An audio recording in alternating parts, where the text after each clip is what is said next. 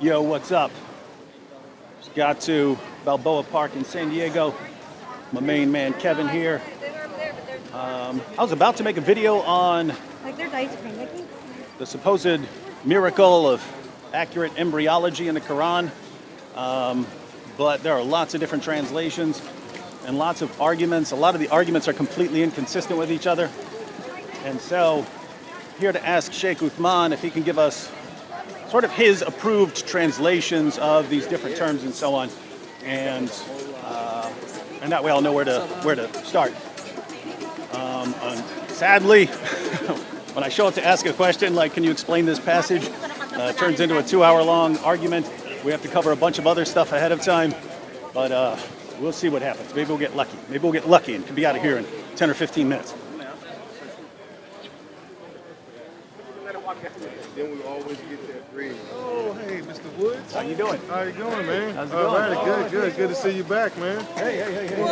So, I don't want to interrupt. No, I just like to have you here. Why not? Okay. So, if you talk about the Sabbath, for example, being an obligation that it had to have been put on all of the people. Don't waste time. We got durus. Go online. Go to Mentor Bad channel. We have a Mustalah al-Hadith dars. We have the Arabic language dars. Go to the Sira durus. We have them posted on OMF and there. Watch them. Look at the evidences. Look up the books. If you don't have the books, come to the masjid. We have libraries. We'll show them to you. I've always offered Dave, but he never comes, right? So, what happened? You tell me a good time to come. I'll come. All right, we'll make some time. All right, Dave. Hey, Shaykh, Shaykh, what's what's doing? Good thing you came, man. Shaykh, just wanted to say salam. I came from North Carolina. So. Jazakallah khair. Great to see you, brother. MashaAllah. It's always good to see the brothers come out from far. Okay, Dawood. I have like 20 more questions. Yeah, I know. Step by step. I'm so glad you came today. Okay. In the back? No. Very good question, Dawood. Very good. Oh, yeah. And then the green tafsir. Oh, yeah. How was your trip? How you doing? I'm good. Good, man. Good. How you doing? My favorite Dawa booth And your favorite Shaykh, right? and my favorite Shaykh. Even though I don't call myself a Shaykh, but I appreciate the compliment. You don't? No, That's like a I'm position. just a student of knowledge, bro. Student knowledge. Student of talib al-ilm. I can still call you Shaykh though, right? You can if you like, man. But and I appreciate the compliments. And before we get into our fun discussions today, I just want to say I heard about your kids and I'm praying for them. Oh, thank you. May Allah, the one true Allah, bless your kids with full health and make everything easy for you. Thank you. Say Ameen. Say Ameen. All right. So, since you're here, I caught something interesting. You told me that Ibn Kathir says when in the ayah جعلنا من الماء كل شيء حي, right? Which is that we made from water every living thing, right? And you said Ibn Abbas radiallahu anhuma said that this is referring to the sperm of a man, right? No, I quoted a site that said that. If Right. they're wrong, So then- interesting. So yeah, that's if I'm wrong, then they're that's wrong. an excellent point. So this is the actual tafsir of Ibn Kathir under the actual ayah. Find me Dar the es Salaam edition? Dar es Salaam it is. Yes. Dar es Salaam is a publisher. You know, understand? Right? It's not a person, right? They publish hundreds and thousands of books, different Yeah, Muhammad, no, I was right? just saying that because I don't have the green edition. Oh, this is a hardcover. 10 volumes, I think. I don't use English, but here, No, I've got one also that's hardcover, but it's red. So, you know, that was all Still Dar es completely Salaam? irrelevant. all right. So this is the ayah, and I looked through the actual book, and I don't find Ibn Abbas radiallahu anhu making that tafsir. So what that tells me is all these videos you're making at home in front of your camera, you're misquoting things, and poor people that are watching your videos are being misguided because you don't know enough to actually look up the book, right? I mean, unless you can look up the tafsir and show it to me here. Okay, you were looking up I a wasn't Shia. quoting Ibn Kathir. You were. Abbas. If that's incorrect, you need to Excellent. take it up with the Muslim websites and say, hey, take this That is was incorrect. Ahlul If you Bayt. can show them that they're incorrect, I'm sure. Excellent. Unless you're saying they're liars, then they should Sure. take it down, and then we So stop let using it. me explain this. Okay. What we're doing here is that you are going online to websites that you're assuming are by Muslims. You But then don't I know. come here. Exactly. So can you admit that Ibn Abbas did not make that tafsir and your accusation was false? No. Why not? Well, I got. You came No, no, no, here no, no. when I showed you the proof. You're not going to No, admit no, it. no, no. If Shias are saying Ibn Abbas said this, Sure. and you're saying I don't have any preference one or the other. I know which side you're on. Excellent. So how would I distinguish? Sure, I will tell you. All right. Because that website, you don't know who made it. So you are going to a random Googled website, right? And I'm just saying Shia because the name, right? But whether Shia, Sunni, or whoever, people need to bring you the actual evidences. And if you aren't careful enough to check which website, right now you could Google whether the earth is flat or not, and some website's going to have some weird arguments. And if you're just going off of that, you are misguiding your viewers. You are giving them information that is actually incorrect, that is not found, right? And for everything, everything. Until I have a reason not to trust someone, right? Excellent. Like I could now- quote this, I could quote this Yes. to someone, Right. and then someone else could come and say, actually, Darussalam misrepresented that, and Excellent. they distorted it, and it's a bad translation. I got you.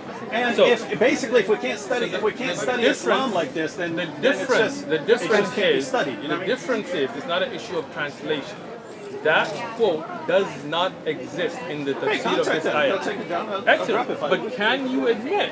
No, I Why don't, not? I don't know who to. I don't know just who to showed believe. you evidence. If a I just Shia, showed you. if a group of Shia scholars says one thing, Listen, a group of Sunni listen, scholars says listen, one listen. thing, Which I don't group know of- enough to okay, say, oh, the Shias are liars. Excellent. But which Shia scholar said that? They've got the. You don't know. They've You got just the Googled main it. tafsir site You that I'm just aware of. Googled it. Who made that No, site? I didn't. We didn't Google that. We use that site all the time. They've got Jalalain on there. Who They've made got that site? Ibn Abbas. Who made that site? You don't know. You Right. see this? You see this? There's no Google. He's That's just the site we looking use. at. That's But, the but site you're we use. using websites. You don't even know who made them. You don't know that. I'm showing you the actual book, and you told me I'm your favorite Shaykh. Look. So now You're you gotta showing listen me to your a book, favorite right. Shaykh. Suppose we go through here and the Arabic someone comes up to me and says, actually, they totally distorted this. I don't know Darussalam any more than I know You see the difference the is Shias. the difference is it's not about mistranslation. It's No, about no. the fact. It's Someone, about the fact Darussalam that could make up anything they wanted. Excellent. How would I know until that's I'm here until to that's help somehow you. exposed? I'm here to help you. That's why I'm here. Okay, so let me tell you.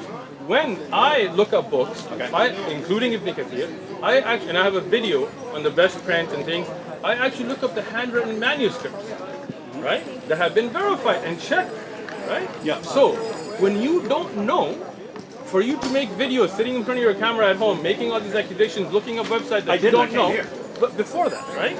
So I mean, you had many videos where you talk about these things, and you really have Did no I reference. use that in the video? I don't know. I don't know either. Okay, so I'll tell you what. If we can go through and find that Ibn Abbas in no book that can be attributed authentically talks about that ayah in that way, will you at least admit that you made a false accusation if we can prove that? Yeah, it'd be very simple. You can contact them, ask them where they're getting this. If they don't have it, if they don't have a place, they send you a message back saying, yeah, we screwed up. Then that's done. And then David Wood will admit Problem that he solved. made a false accusation, and we're good. I'll admit that I believed a Muslim website. Shame on me. You don't know if they're Muslim.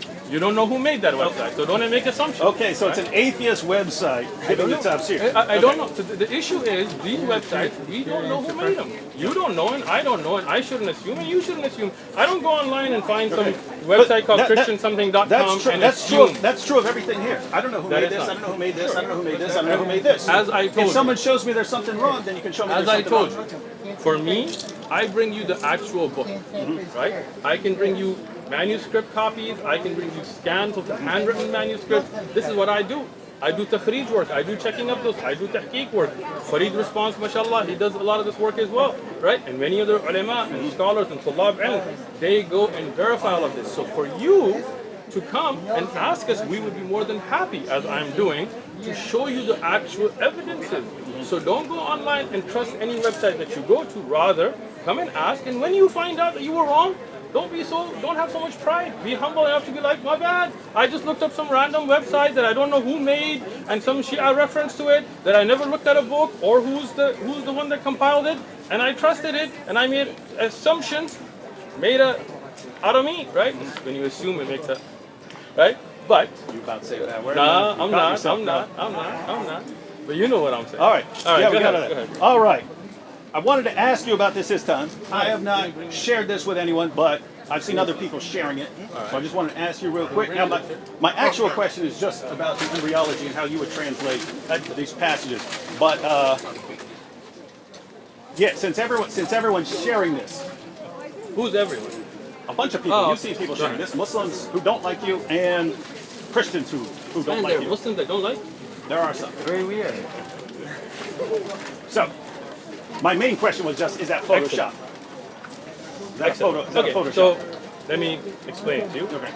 First off, you want me to read it? Or? I'll go ahead and read it. Go ahead. So, someone named Mansoor Maliki, who doesn't seem to like you, or me, he doesn't like me either, said, so to be absolutely, he's talking to you, he says, so to be absolutely clear, you agree that jizya should be imposed on all disbelievers, and if they refuse, they should be fought and their women and children enslaved. And you replied, at least according to this. Sure. Again, I don't know, Photoshop. You could post. I got you. You could post them. I mean, you could ask me, David, do you like mashed potatoes? I say yes, and then you could switch the question to Happens all the David, time. do you torture puppies or something like that? You Right? put your puppy. No. See, I'm glad it's you know Photoshop, that. right? I agree. So he asks, do you agree that jizya should be imposed on all disbelievers, and if they refuse, they should be fought and their women and children enslaved? The response here is, of course, and I have already made all of this clear in my durus, but you never reached out to ask me. So the relevant questions would be, is that Photoshopped or something, or is there something else in the discussion that would clarify that? Keep in mind, saw this a while back, did not share it with one person because I was like, I know I'll be talking to you, so I might as well ask first. Okay. Good. First thing, there's been a clarification posted on Twitter. I had given up all my social media, right, which I did not respond to that personally. You're not on social media? I am not on social media. Even the Twitter post that you're looking at, if you go to the actual Twitter page, there's a post on there that clarifies that I am not the one who runs the Twitter page. Right? I created that Twitter page originally as Abu Kutub just to explain books. What I used to talk about is, this is the book, this is the best manuscript, this is the best tahqiq, this is the best print, this is what's coming up, this is the benefits. When the traffic picked up so much that I couldn't keep up, I gave it up, right? And there was a post posted on Twitter to clarify. Okay? So that tweet was not from me personally, it was from my Twitter account, right? And there were other things done on that Twitter account, like some tweets which I did not agree with, and we made that clarification on Twitter, right? So we're clear about that. But if you want to talk about jizya, I'd be more than happy to discuss it. Yeah, sure. So, wait a second. So, Go ahead. someone who works for you and controlled this Twitter Does not account work said, for me. Somebody who volunteered to take care of the Twitter account made that post, and as I disapproved of it, he deleted it. So you disproved it, it got deleted. Yes, and that's So why. you do know. So just to be clear, Yes. because I want it clear, because people Good, are I like people clarity. are sharing this, right? I know, yeah. And I think And we've already made it clear, but haters gonna hate, right? What you yeah. gonna do? Well, I mean, keep in mind because I found this from experience too. You know, you can say something about me and I can post a response. It doesn't mean everyone pays attention to my response, right? Just like someone can come after you. Sure. Not all that person's followers are going to see your response. You know what I mean? Well, I appreciate So- you making this clarification for me. Okay. So, just to be clear, you do not believe that jizya should be imposed on all disbelievers, and if they refuse, they should be fought and their women and children enslaved. No. Right? But there are ahkam and places where jizya is implemented. Not all disbelievers. For example, when you have, I'll just give you a short example, right? For example, if you have Ahlul Dhimma that don't have the protection that's been given, there is no jizya, right? If there are Ahlul Dhimma that are not living under your Sharia, there is no jizya, right?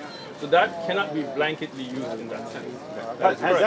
Has that been explained to Mansoor Maliki? I don't know who Mansoor Maliki is, and if he wants, like, he can come and ask me directly. He didn't, so that means there's somebody who's just out there trying to cause. He didn't like either one of us. He said, when he posted this, he said, Uthman Farooq is actually a pathological liar. When with Christians, he'll deny things like offensive jihad and slavery, but when with Muslims, he'll affirm it. Him and David Wood are both vile. So we don't like either one of them. So So, let me. you got it. Hold on. Let me. He replied, pay attention. Pay attention. Mansoor. Mansoor is a troll. Nobody cares who he is. Is he but I have Muslim, right? probably some atheists out there trying to be a troll. I don't know. Don't Stop care. trolling. Now, but just a clarification of that as well. I have never denied that there is anything called offensive jihad. Right? That's a lie from him, and if he can bring evidence, I'd be more than happy to see it. Right? I have never changed my views in front of Christians and Muslims. Everything I say is recorded. Everything I say in the masjid in front of Muslims is recorded and posted. Everything I say to you is recorded and posted. These are just haters, right? These are people of hasad, and that's why they want to.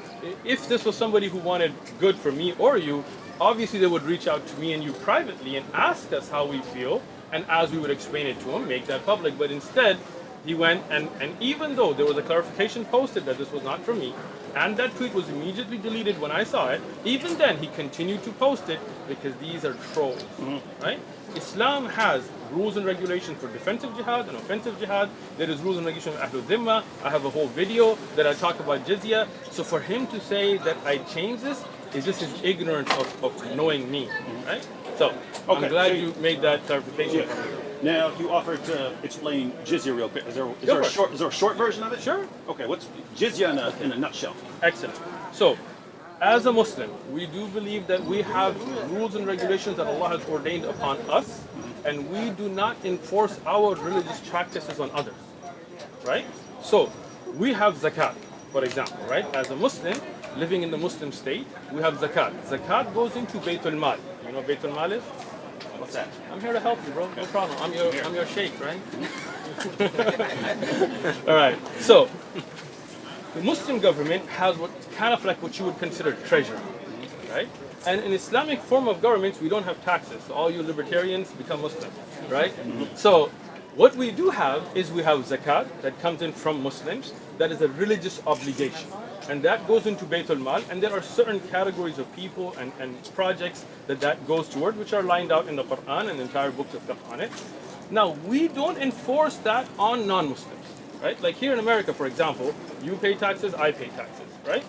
But as under a Muslim Khilafah, we don't have taxes. How does the government get that revenue? From Muslims, they get it through zakat. If we were to enforce zakat on non-Muslims, then this would be putting a religious obligation of Muslims on them, and we don't want to infringe on their religious rights. So they have jizya. Jizya is only given when they enjoy benefits from the Islamic government, meaning protection, police service, whatever else. Well, you look confused, you know, all up in the sky. I'm thinking about what you just said. Think, ponder upon it, bro. I got you. So jizya is their paying into the Islamic government's functions for the services they receive. For example, in America, you pay taxes, right? I don't know which state you're in, depending how much taxes you pay, but in California, we pay a lot of taxes, right? But the government says, hey, you pay your taxes, we give you police service, we give you roads, we give you the military, we give you these protections, right? Now, as a non-Muslim living under Muslim rule, you will get those benefits, and as you get those benefits, you will pay into the system, okay? Now, if we didn't, then it would be a hardship that would be borne only by the Muslims who would be paying zakat, and non-Muslims would not be paying anything to the government's functions. Right? If, and as it has been during times of Islamic history, that those functions are not delivered, jizya is not taken. There have been times, like during the time of Umar ibn Khattab, where jizya was returned. Right?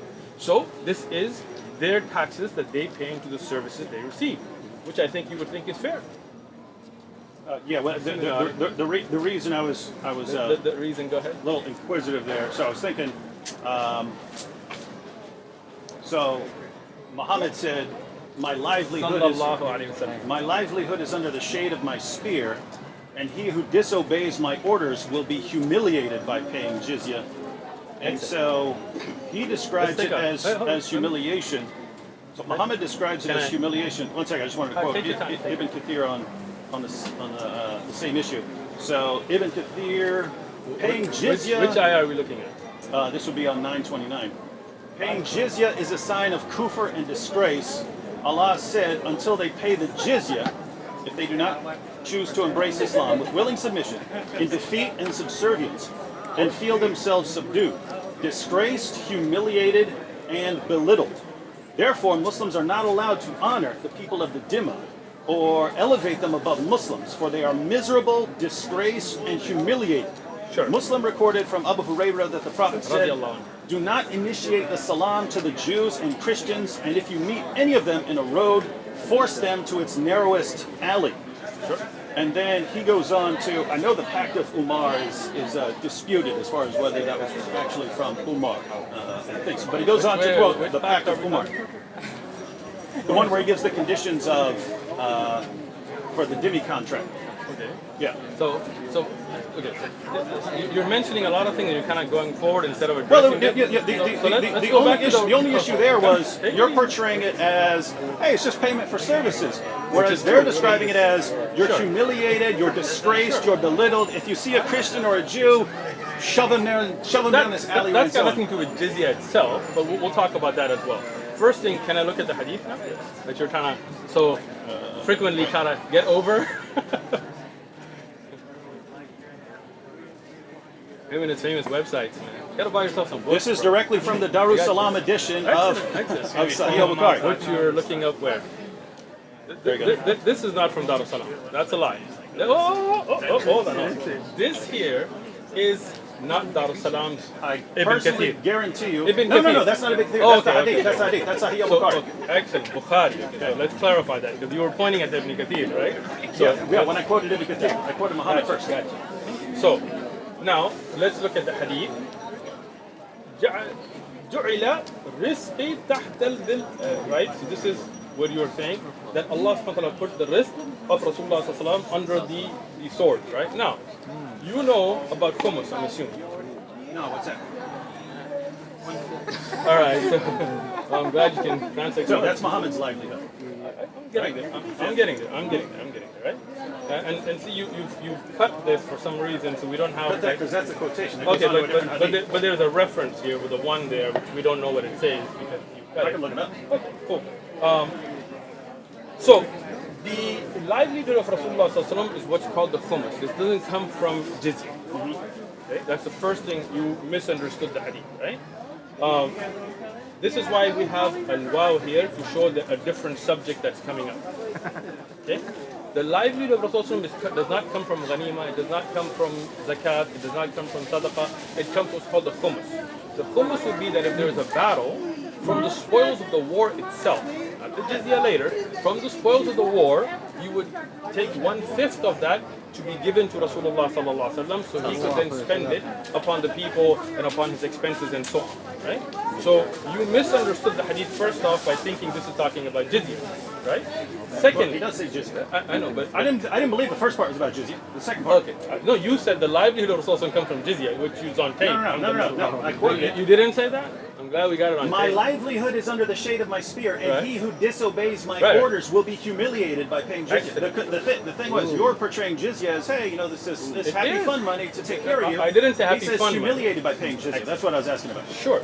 Let me explain it, bro. Take it easy. First thing that you need to clarify for your audience is the livelihood of Rasulullah SAW does not come from jizya. Are we clear on that?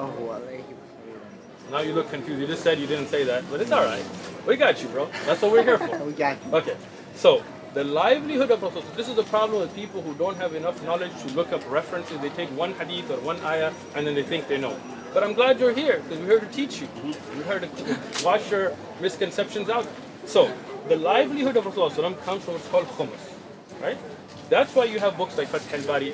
Books like of hadith are not studied in silos, right? This is when you look at all the majmu' al-ahadith and you look at it, right? This and the wow is not to show regarding livelihood. This is then talking about those that disobey the Prophet ﷺ after the battle, right? Because jizya is only on those that are there. Now, as I said, if Muslims, and we'll look at Ibn Kathir in a second now, right? If Muslims were paying zakat, right, and the non-Muslims were not paying anything, right, would you agree that that would not be fair? In a situation where people are benefiting from the arrangement. Right, we already mentioned that, right? So if you are under protection of the Islamic State, right, the defense, police, roads, all those services are being given, Muslims are paying zakat, okay? Non-Muslims are not paying anything. Would you consider that fair? None of that is the point. The Yeah, point, no, the point it is, is the jizya point. is the humiliation. It is the point. Jizya is the It humiliation. is the point if you would listen, right? So you want to jump because you know it's going to become clear, but I'm not going to let you jump. You're going to be in your place, son. So here, I'm asking you a question. In the Islamic Khilafah, you have Muslims and non-Muslims. You got Muslims paying zakat. Zakat is going to Baytul Mal, which you didn't look up any of those ahadith because you didn't really want to learn. You just wanted to make this video, but I got it. No need to keep insulting. No, I'm not insulting. That's That's not to an let insult. you explain. That is not an insult, right? That is letting you know what you did and how we're going to clarify it, right? So, if you look at the ahadith about zakat, for example, which you didn't look up that bab for some reason, right? Because then you would see that the Muslim he humbles himself, right, willingly, right, by paying zakat, right or wrong, right? So when you pay zakat, and that money goes into the system, and then from yatam and masakin and even non-Muslims that you can give zakat to as you look at the conditions given in the Quran, and a non-Muslim living there in that society is not paying any of that. Would you find that to be fair? No, you should be required to. Excellent. None of that's the issue. It is the issue. It's the humiliation It is the issue. If you wouldn't say that Muslims are humiliated by paying zakat. I would say that we are humble but willing. Humiliated. I'm explaining. There's a difference, right? If I pay taxes willingly, right, then I am humbled by having to pay taxes.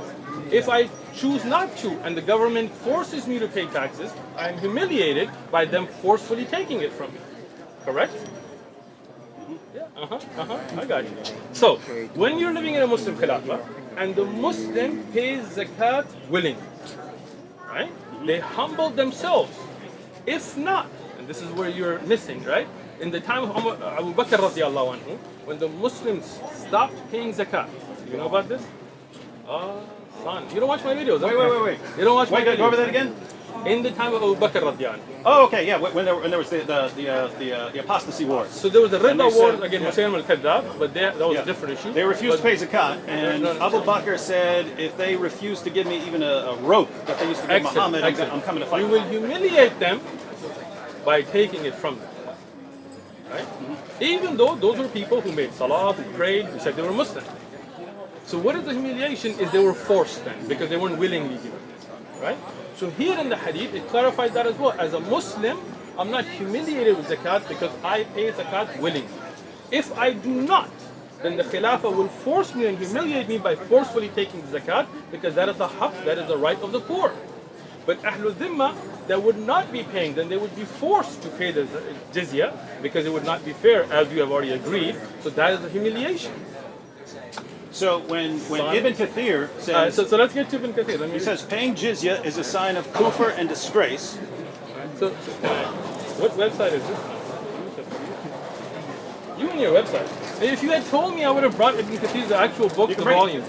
But This is the same as Darussalam. This is Darul Salam's print? No. That's I believe it's Yusuf Esti's website.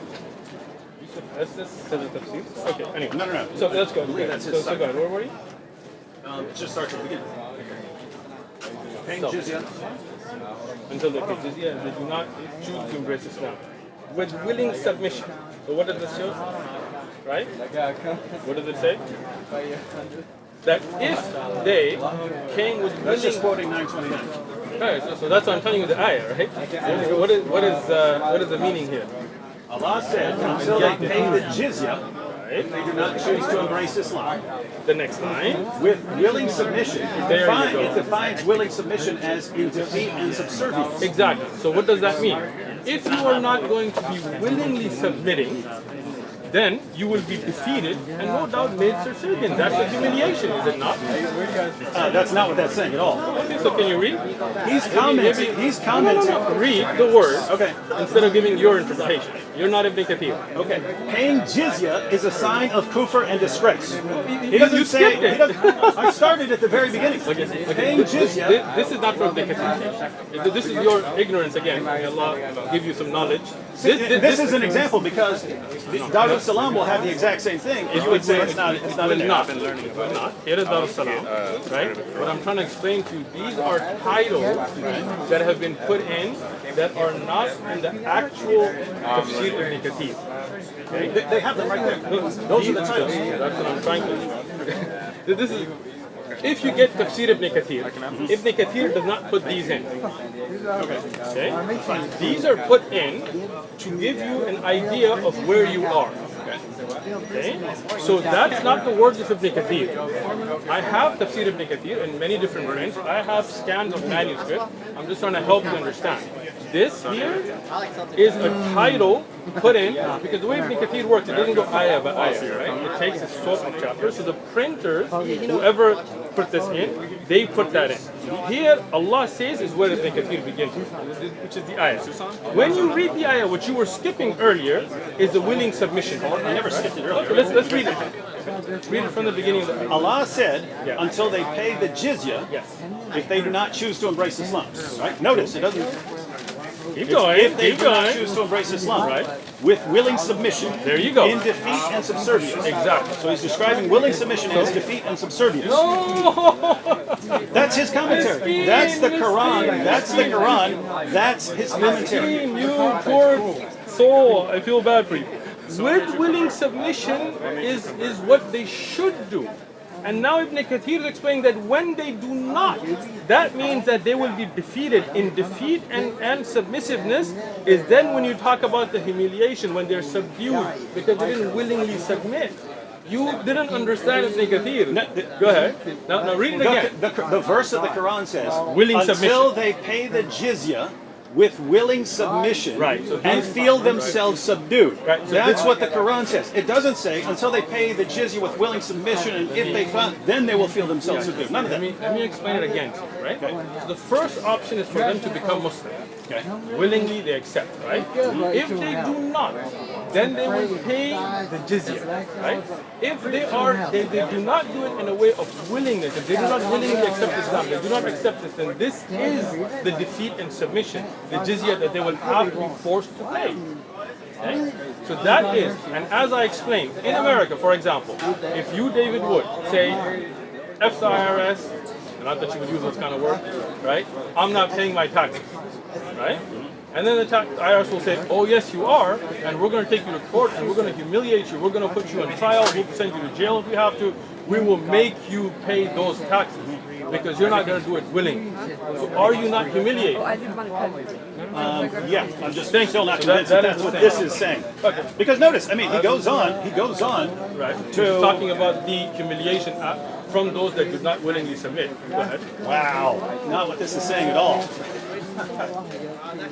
This is wait. So let me get this straight. So when he goes on here and he says, Read the ayah before you go. The part that he quotes. and feel themselves subdued. So what is this tafsir of now? Surah 929. No. Of them being subdued. He's explaining them being subdued. That's the tafsir he's making now. But what does it mean to be subdued? Okay. Go ahead. Disgraced, humiliated, and belittled. That's what means to be subdued, right? Therefore, Muslims are not allowed to honor the people of the Dhimma. Notice, it doesn't say people of the Dhimma who rebelled and so on. Right, So therefore, Muslims are not allowed to honor the people of the Context. Dhimma. Context. Hold on. Context. What you're doing is the ayah is talking about those that fought, did not willingly submit, did not become Muslim, and had to be subdued. So that's the Ahlul Dhimma you're talking about. Ahlul Dhimma have different categories, right? Just because he doesn't say clarify because of the context, don't assume he's talking about something else. Ahlul Dhimma, for example, those that are given their harbi, for example, those that were actually fighting you. They are those that are not harbi. There were those that supported you. You know about this, right? There's a book, try to get it. It's called Ahkam Ahlul Dhimma Ibn al-Qayyim. Okay? It explains all the differences, okay? So that you can be more educated with your responses. Go ahead. So when he goes on to say, quotes Muhammad, do not initiate the salam to the Jews and Christians.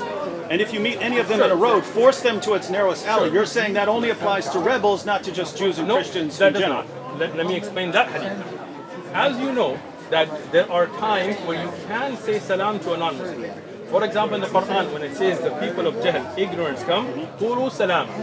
Right? That hadith, because you don't know context again, is when the Yahud, there were Jews in Medina, that would say sam alaykum. They would say, may death and poison and things be upon you. You know the hadith? It says Jews and Christians. But I'm telling you the context of the hadith itself. Okay? So, when they used to do this, in a They would say hadith. death be upon you or something Yes, like that? yeah. You know about the hadith or you know? You know about it? You don't know. Yeah, the one where they were slurring something. They were slurring something. So they're actually Exactly. So saying you jazz. do know about it. You're just trying to hide it. I got you. So Aisha radiallahu anha, she responded. She said, "May death be upon you," and she went off on them. Rasulullah said, "Alayki bi fahish." It's upon you. Don't get. Just say wa alayk. Don't initiate the salam, because when you do, then they may respond to you with something that is disgraceful, right? So just tell them wa alaykum. Don't say wa alaykum as-salam. Don't get upset.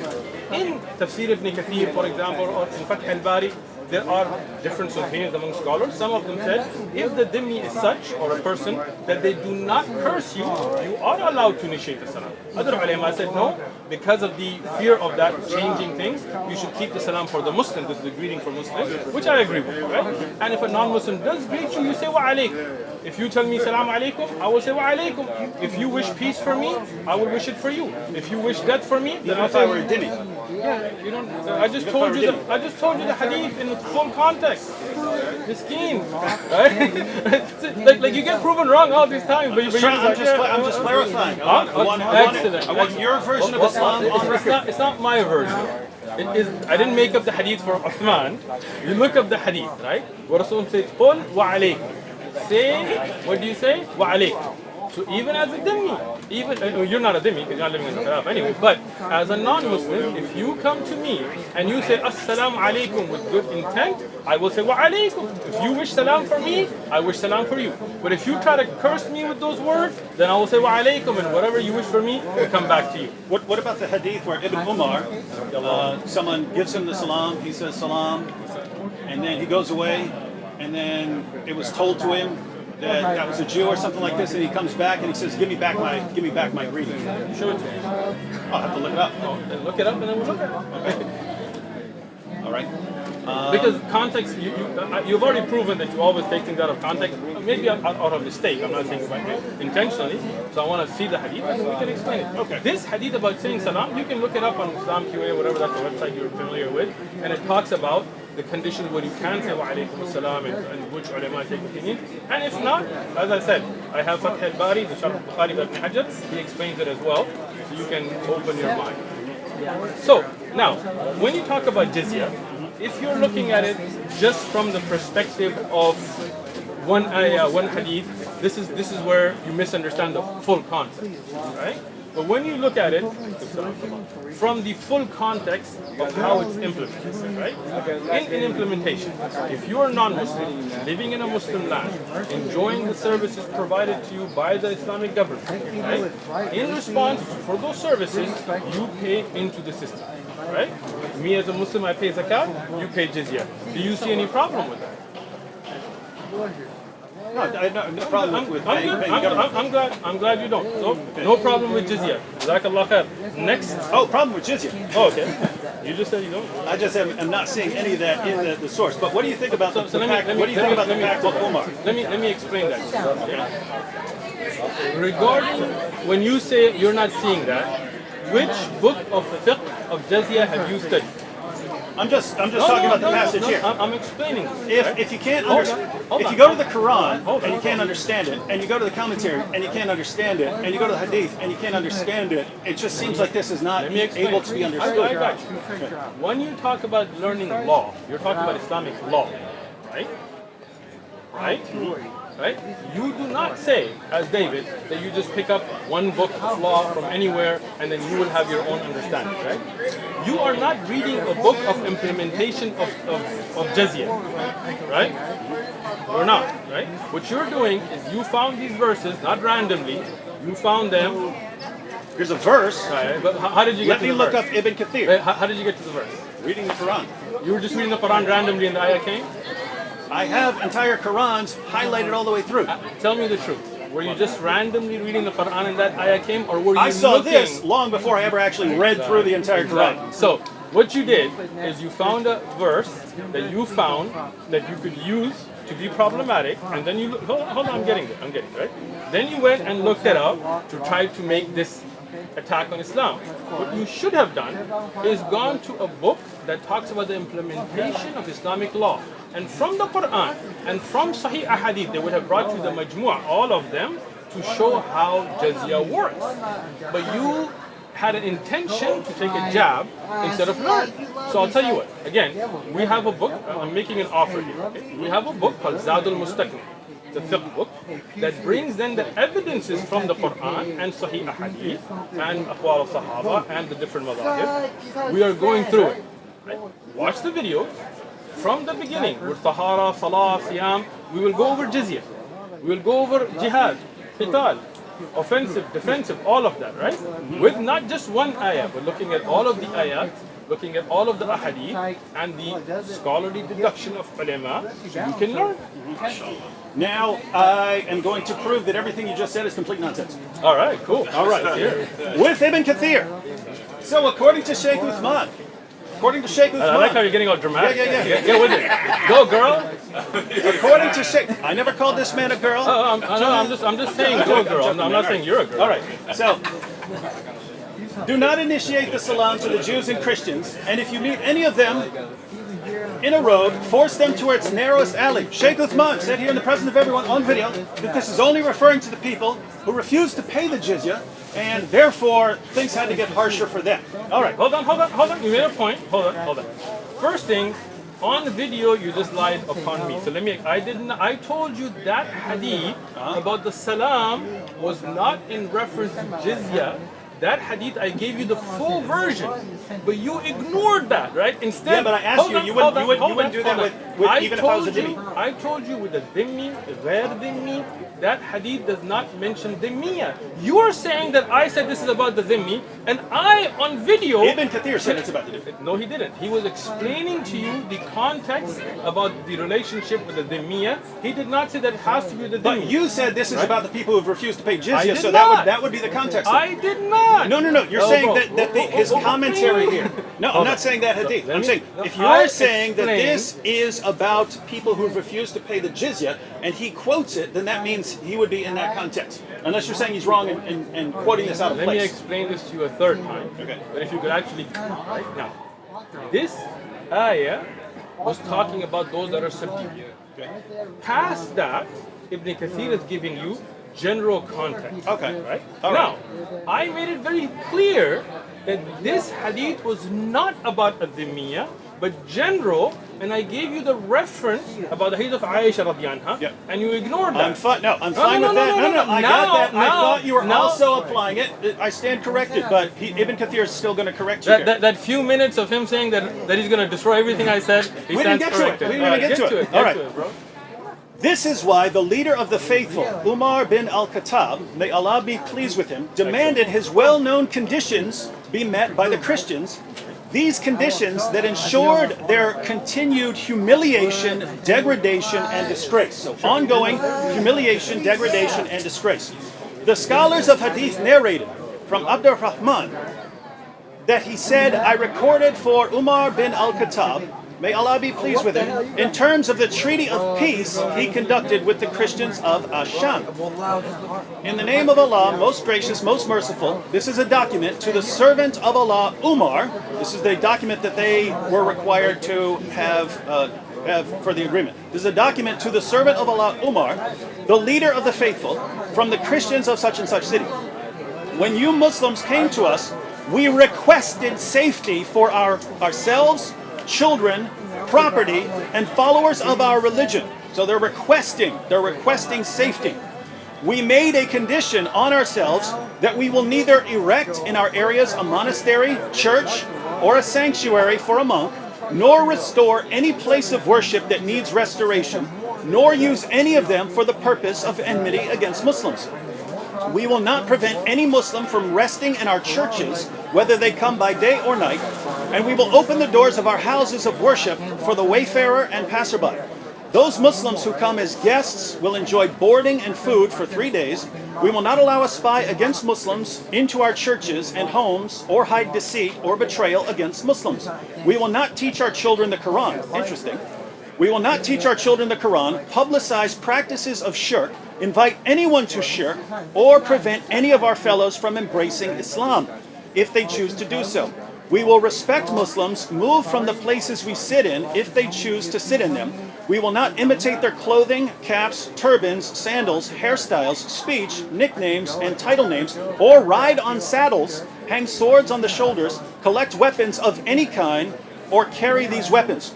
We will not encrypt our stamps in Arabic or sell liquor. We will have the front of our hair cut, wear our customary clothes wherever we are, wear belts around our waist, refrain from erecting crosses on the outside of our churches and demonstrating them and our books in public in Muslim fairways and markets.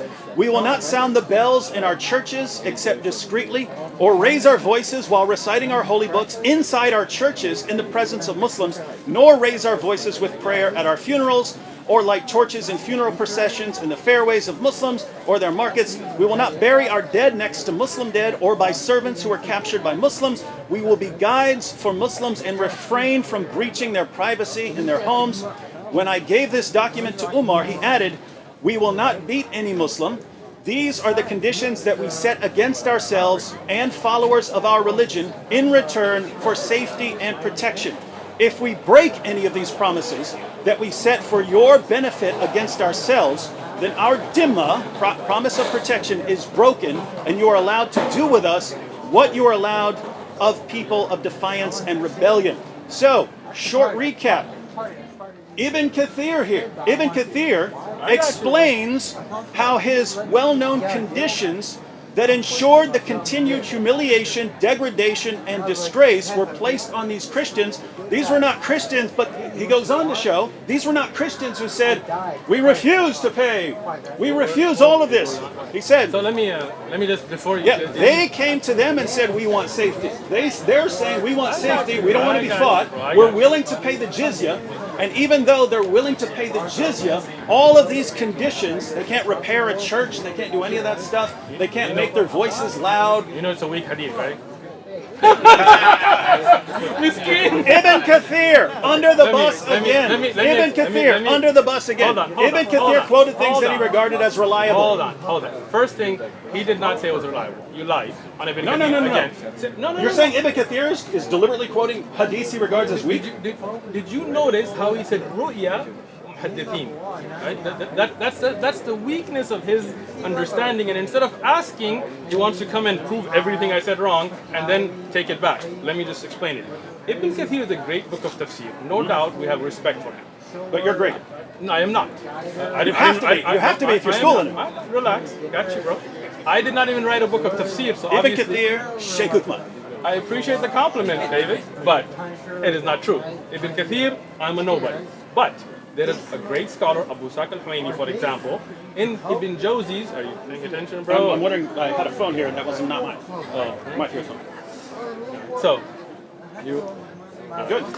So, there are books written on the checking of the ahadith of Ibn Kathir. Okay. Ibn Kathir is not Sahih al-Bukhari. It is not a book of all authentic narration.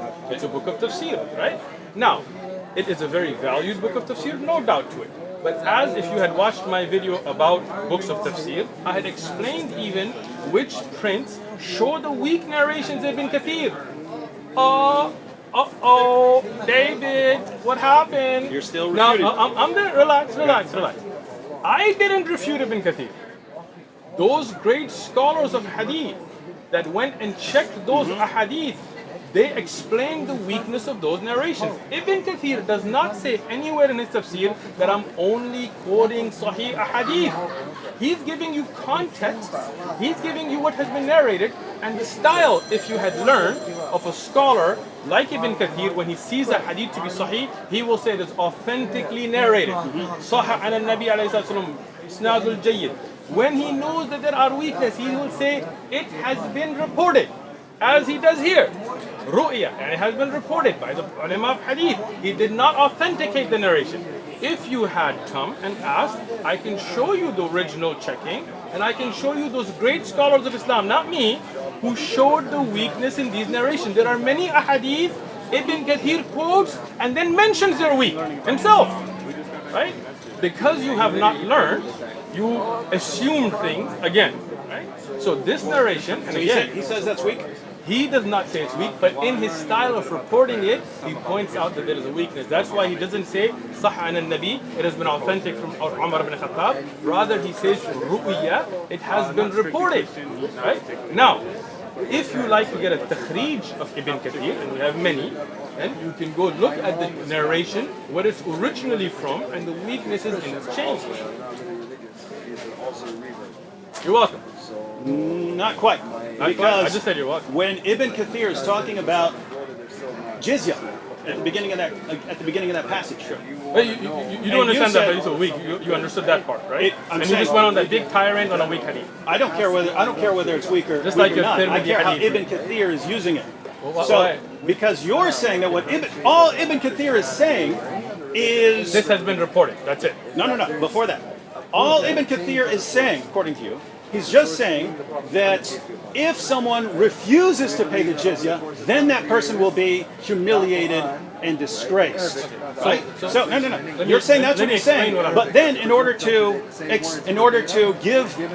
back up what he's saying, he quotes this passage about Christians who were willingly entering into this contract, were forced to be degraded in all kinds of ways, and if they went against their contract in any way, then they would be treated differently beyond all the disgrace. So the only point is here, you can say weak, you can say strong. The context of Ibn Kathir's comments about jizya are in that context. So to claim that he's actually saying something that completely goes against all his background evidence that he's presenting Which is not what very, I said. very, very strange. Let me explain this again. Okay. First thing, when Umar ibn Khattab, the same person you're talking about, when he went into Jerusalem, you know the historic reports, right? Yeah. You know there were churches there, right? And they invited him to pray in a church, right? You don't know? You know David does this when he doesn't have an answer. I get your body language, it's cute. Yeah? All right, so when you go to the actual historic authentic narrations, when Umar radiyan went to Jerusalem, and there were Christians and there were Jews who had their place to worship, did he not allow them to worship? Sure, he did. Did he, even when they asked him to come pray in the church, he told them, I would, but I'm afraid that Muslims might take this from you, the place of prayer, because I prayed there and I want it to remain as your place of prayer. Is that not right? Nothing to do with what we're talking about. It is. I'm not talking about Umar. I'm It talking about is. Ibn Kathir. It is. So what I'm explaining is, Ibn Kathir, like any other mufassir, he mentions an ayah and he gives you that which has context, including authentic and including that which is weak.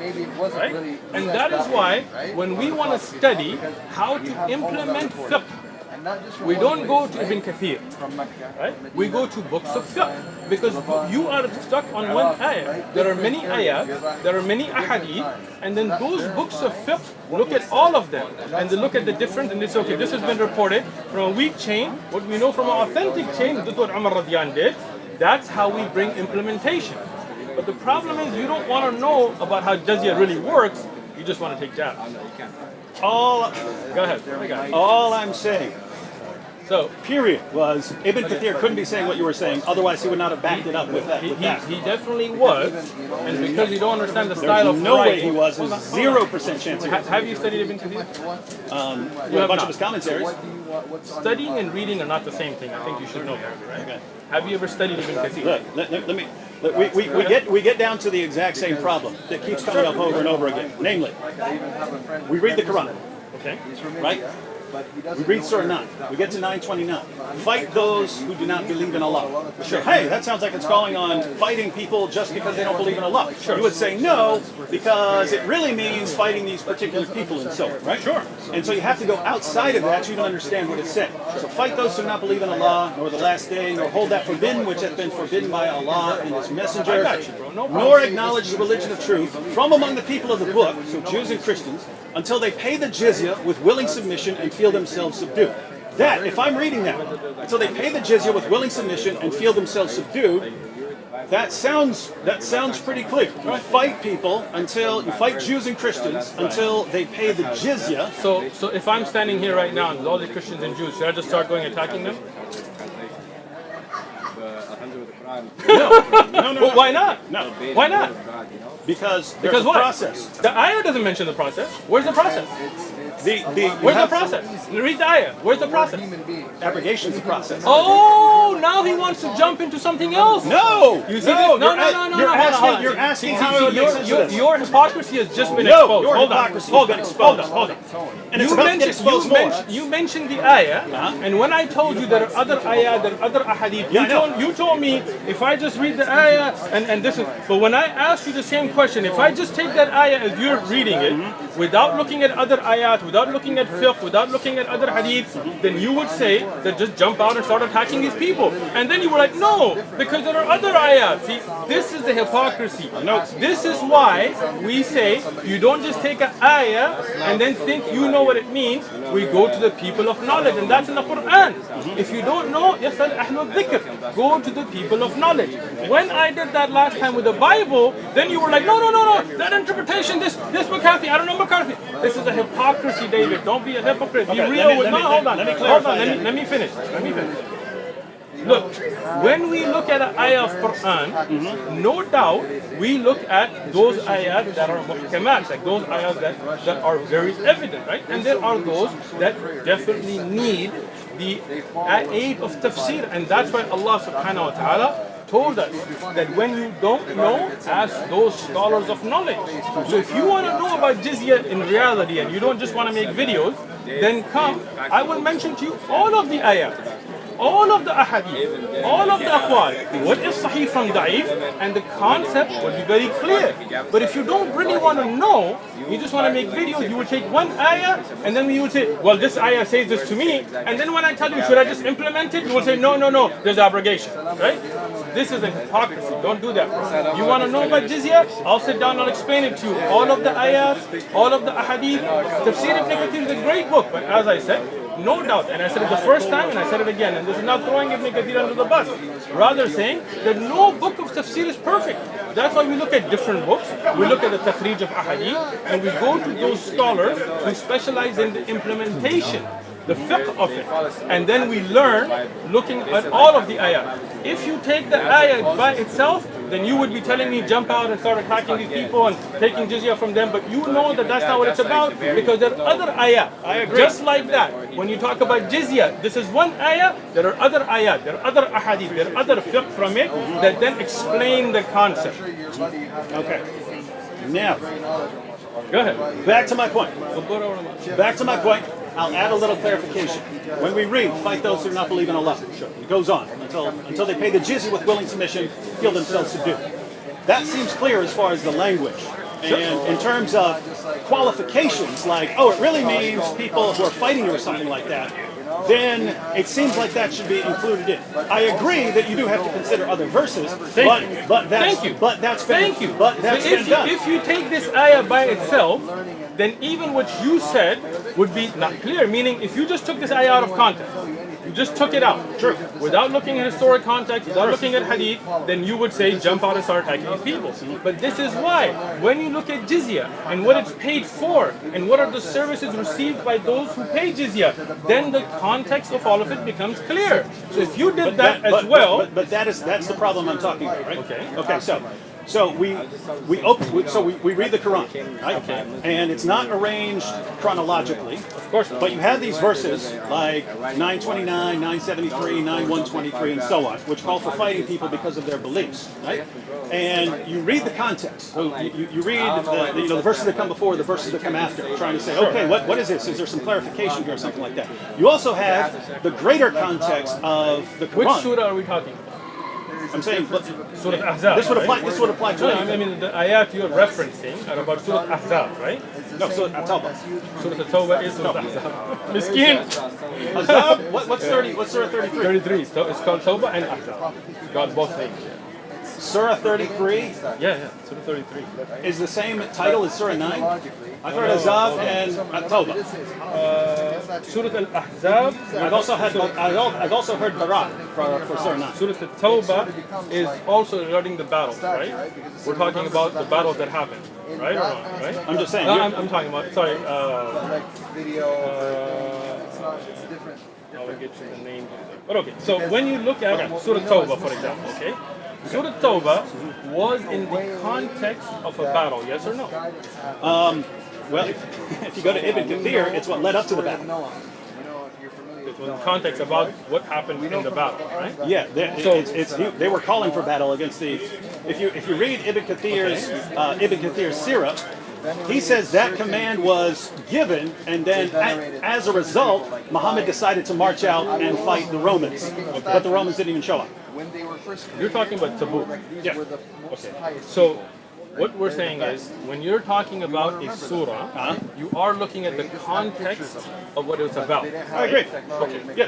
So if you have a verse, right? The first thing is like the immediate context. Verse should come before it or after, and so on. Then you have the greater context of the book, right? And then, in addition to that, you have historical context. Now here's the point, right? I read the verse, and it's wow. That means what it sounds like it means. That's pretty bad, right? So what do we have in the context? Well, the passage runs from 9:28 to I think 9:33 or something like that. Nothing there that would change the meaning. You have other verses in the Quran which talk more about fighting defensively. Right? You have other passages like that. But when we look at how these are, but you did agree that Surah Tawbah is about about the battle with the Romans, right? Tabuk, right? Yeah. What happened in Tabuk? I think the Muslims went to fight and the Romans were there. But why did the Muslims go to fight? Well, according to Ibn Kathir, because of that. No. According to Ibn Kathir, here's the context. According to Ibn Kathir in his Sirah, right? Sure. So, in 928, the commentary for that was the Muslims were worried because Muhammad said that the pagans can no longer approach the sacred mosque, right? And it says that the Quraysh became concerned that this was going to hinder their profits from trade. We're not going to be earning the same money. People aren't allowed to come here anymore. They might not like us anymore. They're worried that this is going to interfere with their profits from trade. You're talking about the Quraysh. That's 928. Mecca. Yeah, that's after conquering Mecca. So after they convert. So now they're worried that this is going to interfere with the profits from trade. So Allah says that He can still enrich them. And then the very next verse, how's Allah going to enrich us? Fight those who do not believe in Allah. Right? And you go through the entire passage. You go through the entire passage. It's we're fighting these people to make money off of them. And at the end of it, he says, therefore, Muhammad marched towards Tabuk to fight the Romans. Let me explain that to you again. If you had actually looked at books of history in Tabuk, there were attacks on Muslims in Sham. You know about this, right? Nope.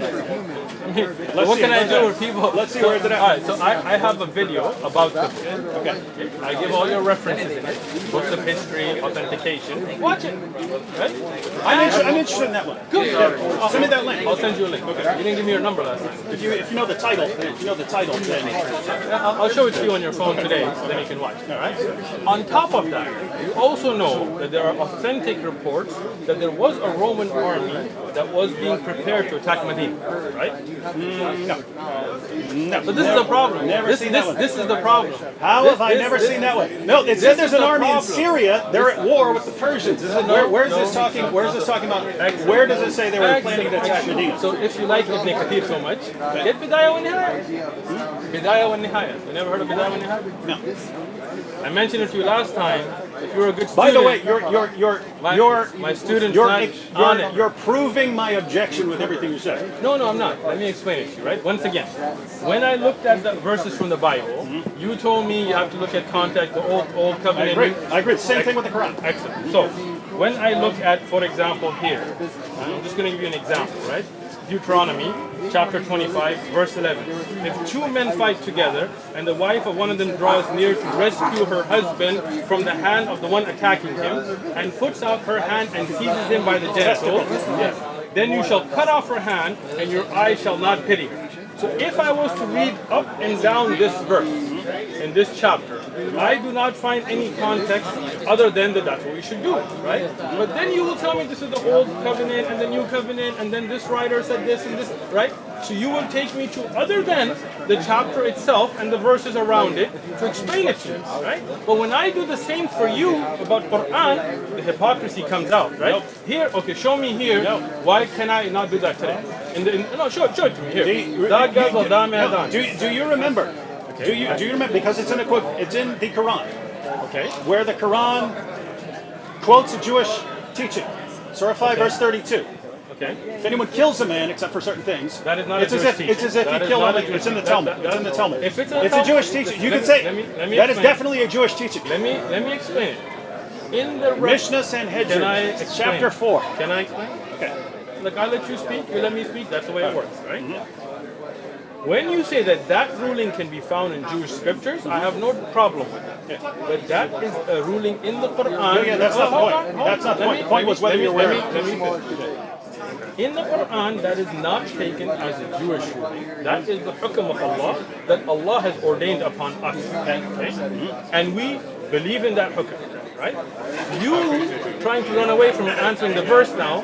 I'm willing to answer it. That was part of the. That was to explain it. Go ahead. But that was a misquote. That was not, that's the ayah in the Quran from Allah, not a Jewish teaching. If they have the same teaching, they have the same Allah that revealed it to them, that's fine. He quotes it as for the children of Israel, so obviously they had it. And then we open up the Talmud and it's in it. Again, so that's what I explained to you earlier, that these ayats are applicable for us as well. Okay. No, I'm not. Okay, so go ahead. None of that is the point. The point there was the reasoning for Jews behind that. If you kill a man, it's as if you killed all mankind. The rabbis who are commenting on this are saying because you're killing all his future offspring. So they took that very seriously as far as destroying someone's family line. So, Woman and balls. What that? because if your husband and some other dude are fighting. Okay. And You defend your husband. by crushing his testicles. Didn't say crushing, grabbing. But go ahead. You're making a. That's what the. Again, it's Okay, see, it's again, he's lying in the Bible now. He's making. lying. See, no, you are lying because listen. Everybody that has a Bible at home. No, you're caught today again, David. Again. No. Everybody that has a Bible at home. If you grab him by the testicles, could you be destroying his family line? No, not You necessarily. can't. Not necessarily. Deuteronomy. Hold on. Deuteronomy 25:11. Does it say crushing or seizing? If You are lying into your own Bible. If Read someone. it. Oh my goodness. If you reach down and grab someone by his testicles Doesn't mean- in the middle of a fight. Bro, you were in jail. You did some time. You probably kicked some dude in the nuts before. Doesn't mean you can't have kids anymore. This is a very you could, harsh. right? In a fight, you're grabbing him by the testicles. Are you saying this is applicable today? No. Why not? I don't see that in this verse or in this chapter that it's not applicable. If you read over and over again, it said, and these are the regulations for the children of Israel. No, but today, the children of Israel, for example, if you're Jewish, can you implement this as a Christian who's Jewish by race? I would say as a Christian, you should not try to destroy someone's family line. So then you would you implement this, yes or no? He's cut. Cutting off the He's hand. No, cut. no, that's He's oh cut. my goodness. It's over, bro. Listen. If you read this, Miskin, no. Miskin. If you read this, Want right? some water or If something? you read this, they are dividing up the land and giving it as an inheritance, right? These passages are about not screwing up someone's future descendants and inheritance. Look, I'm reading through this, right? There are many rulings about if you curse your parents, you should be put to death. If a young woman who is a virgin is betrothed to a husband and a man finds her in the city and lies with her, then you shall bring them both Hey, out look at of this. the gate. Hold on. Look at this. hold on. No. Look what we got right here. Muhammad in the Bible. Sure. You have Shaykh Uthman here. Let me give you all these messed up. You're trying to jump. No. Right? No. I think it's amazing. Jump. No. You Let jump me to finish. this. You jump to this. This is the same But verses. you're saying this should not be Same implemented. chapter. You're saying this should not be implemented, but you're defending. Look at this. You're quoting Deuteronomy. Excellent. You're quoting Deuteronomy, the book you're attacking. Deuteronomy, Genesis, Deuteronomy. This guy loves Deuteronomy. Deuteronomy. Hey everyone, how do we know Muhammad's a prophet? Because he's in the Bible. What are you going to do here at the Dawah table? Attack the Bible. You can't trust Deuteronomy. We can't trust Deuteronomy. How do we know Muhammad's a prophet? Because he's in Deuteronomy. And they don't get it. I'll wait This is for him. amazing stuff. All right. I'll let him speak. Go ahead and attack the Bible I'll let that you you're speak. defending. Go ahead, speak. Go Go ahead. Attack the Bible that you're done? defending and that your prophet You're done, defended bro? and believed in. You done? Yeah. You are done. Yeah. Muhammad in the Bible. He thinks my name is Dr. Jamal Badawi. You're distributing the tracts. You don't believe in them? You don't believe in the tracts? I believe in them, but I didn't write it, so don't think that I wrote it. Now hold on. Let me explain this to you now. Go ahead. It's in Spanish. You want the English? Go for it. Brief illustrated guide to understanding Oh, Islam. look at him trying to get away from this. No, You no, think no, I'm no, gonna no, let no, you no, no, run? no. I think it's amazing Now, that you attack the First book thing. that you're using for your dawah to defend your prophet. first thing, let me reference, all right? Okay. I personally have not researched enough on the reference to the Prophet Muhammad sallallahu alaihi wasallam in the Bible to be making that claim myself. There are other scholars who have, and they have written on it, and this is for them, and I have no problem with it. That does not mean that we believe everything in the Bible is true. We do believe that some of the true message could be in here, and the Quran is our guide. So we're very clear on that. What I was trying to show you here, Biblical prophecies. You see that? I just you see wanted to that? check. You see that? Biblical You see that? prophecies. You see Wait, that? wait, He wait. doesn't want to Look hear at it. the first passage doesn't you wanna hear quote. it. Look at He the doesn't first wanna hear passage. it. He doesn't Deuteronomy. wanna hear it. You're about to attack Deuteronomy when Deuteronomy is the defense of your am prophet. not. I am not. Go ahead, attack Deuteronomy, the book where we find your prophet. Are you done speaking? See, like I asked you if This you're is done. awesome. I asked you if you're done. This is awesome. And he said he's done, but he won't let me speak. You notice that?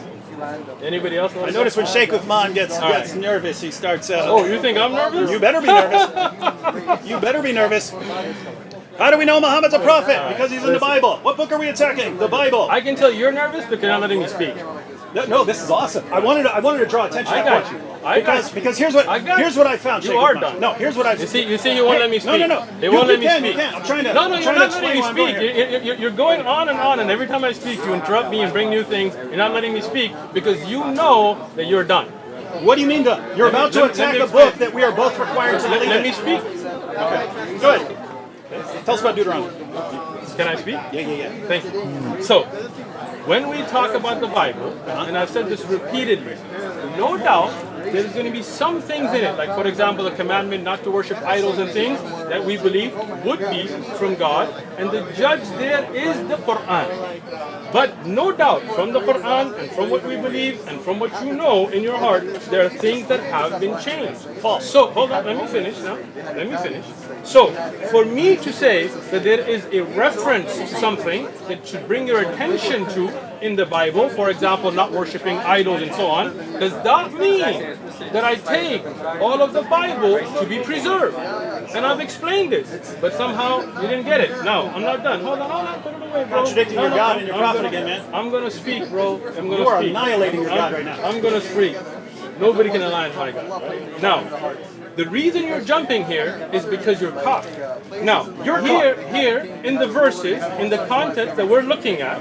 I'm not attacking these. All I asked you as a Christian is, should we implement these today? They are in the Bible, that if two men fight and a woman seizes, not crushes, the balls of another, protecting her husband's life, her hand should be cut off and no eye should pity her. But you couldn't answer that, so you try to jump. I said no, it should not Well, be why implemented. not?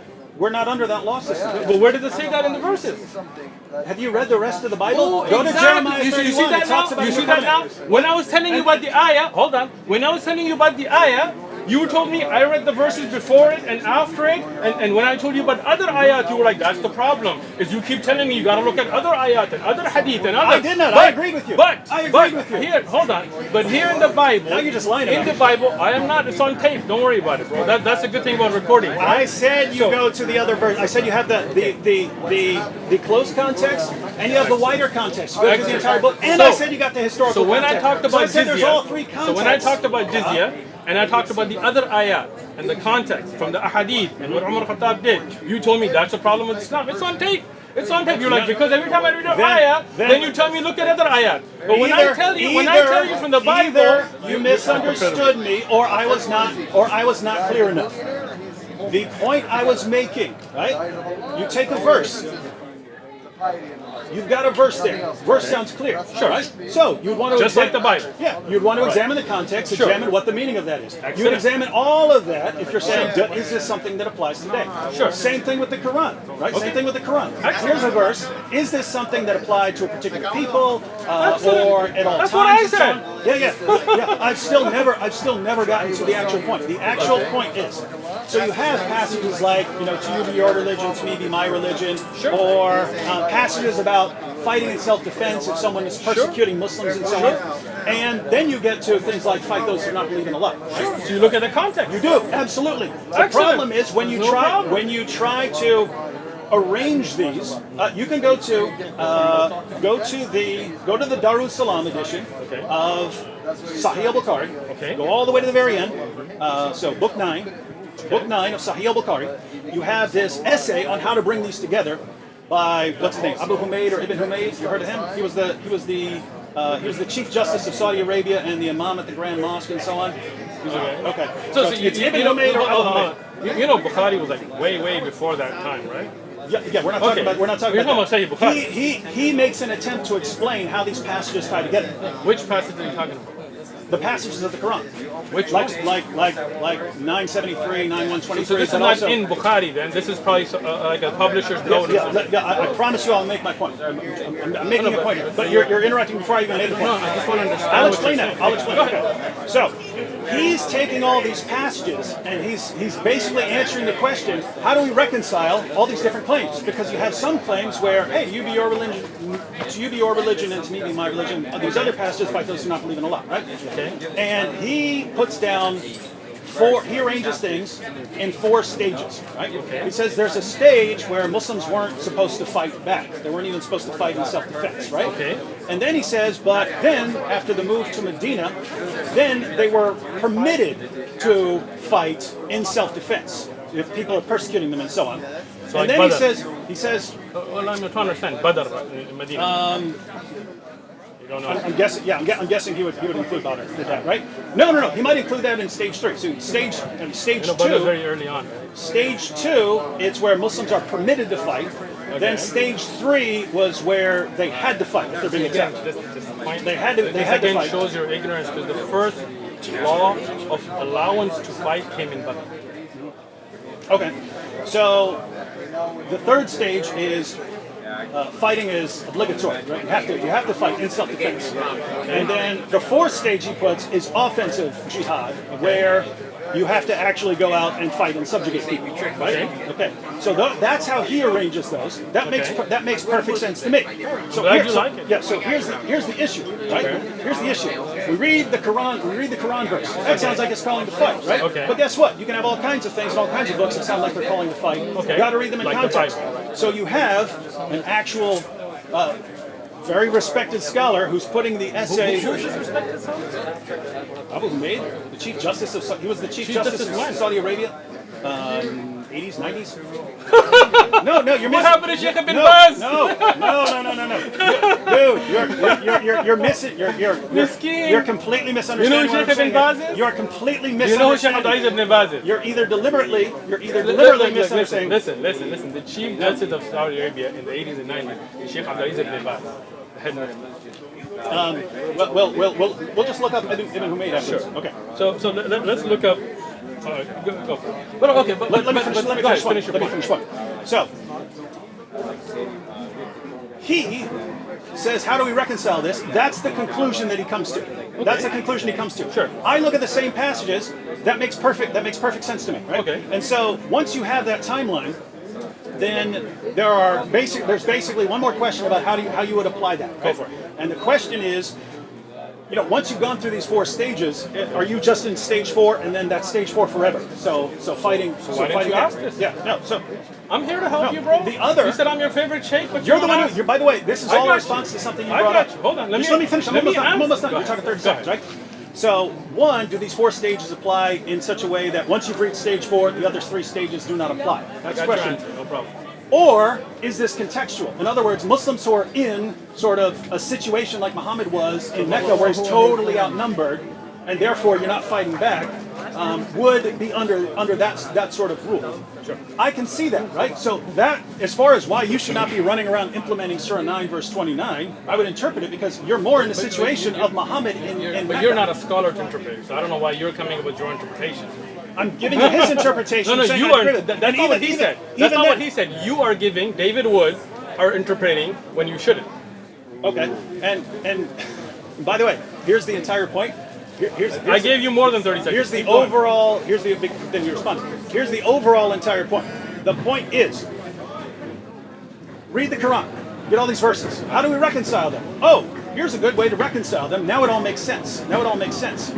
But that doesn't look good. Fight those who do not believe in Allah means that once you get in a certain situation where you're the most powerful force, you violently subjugate people, force them to pay jizya, impose conditions on them, and so on, or you keep fighting them until they're not, until they're gone or something like that, right? Okay. So that's what it looks like. And then even with the hadith, with Muhammad saying, I've been commanded to fight people until they say there's no God but Allah and Muhammad is his messenger and so on, that all fits into that. And here's the point. Even if that's completely wrong, to say, well, you're wrong about that, and therefore you need to go to all these different scholars. You got to go to all these different scholars and consult all these different scholars to figure this out.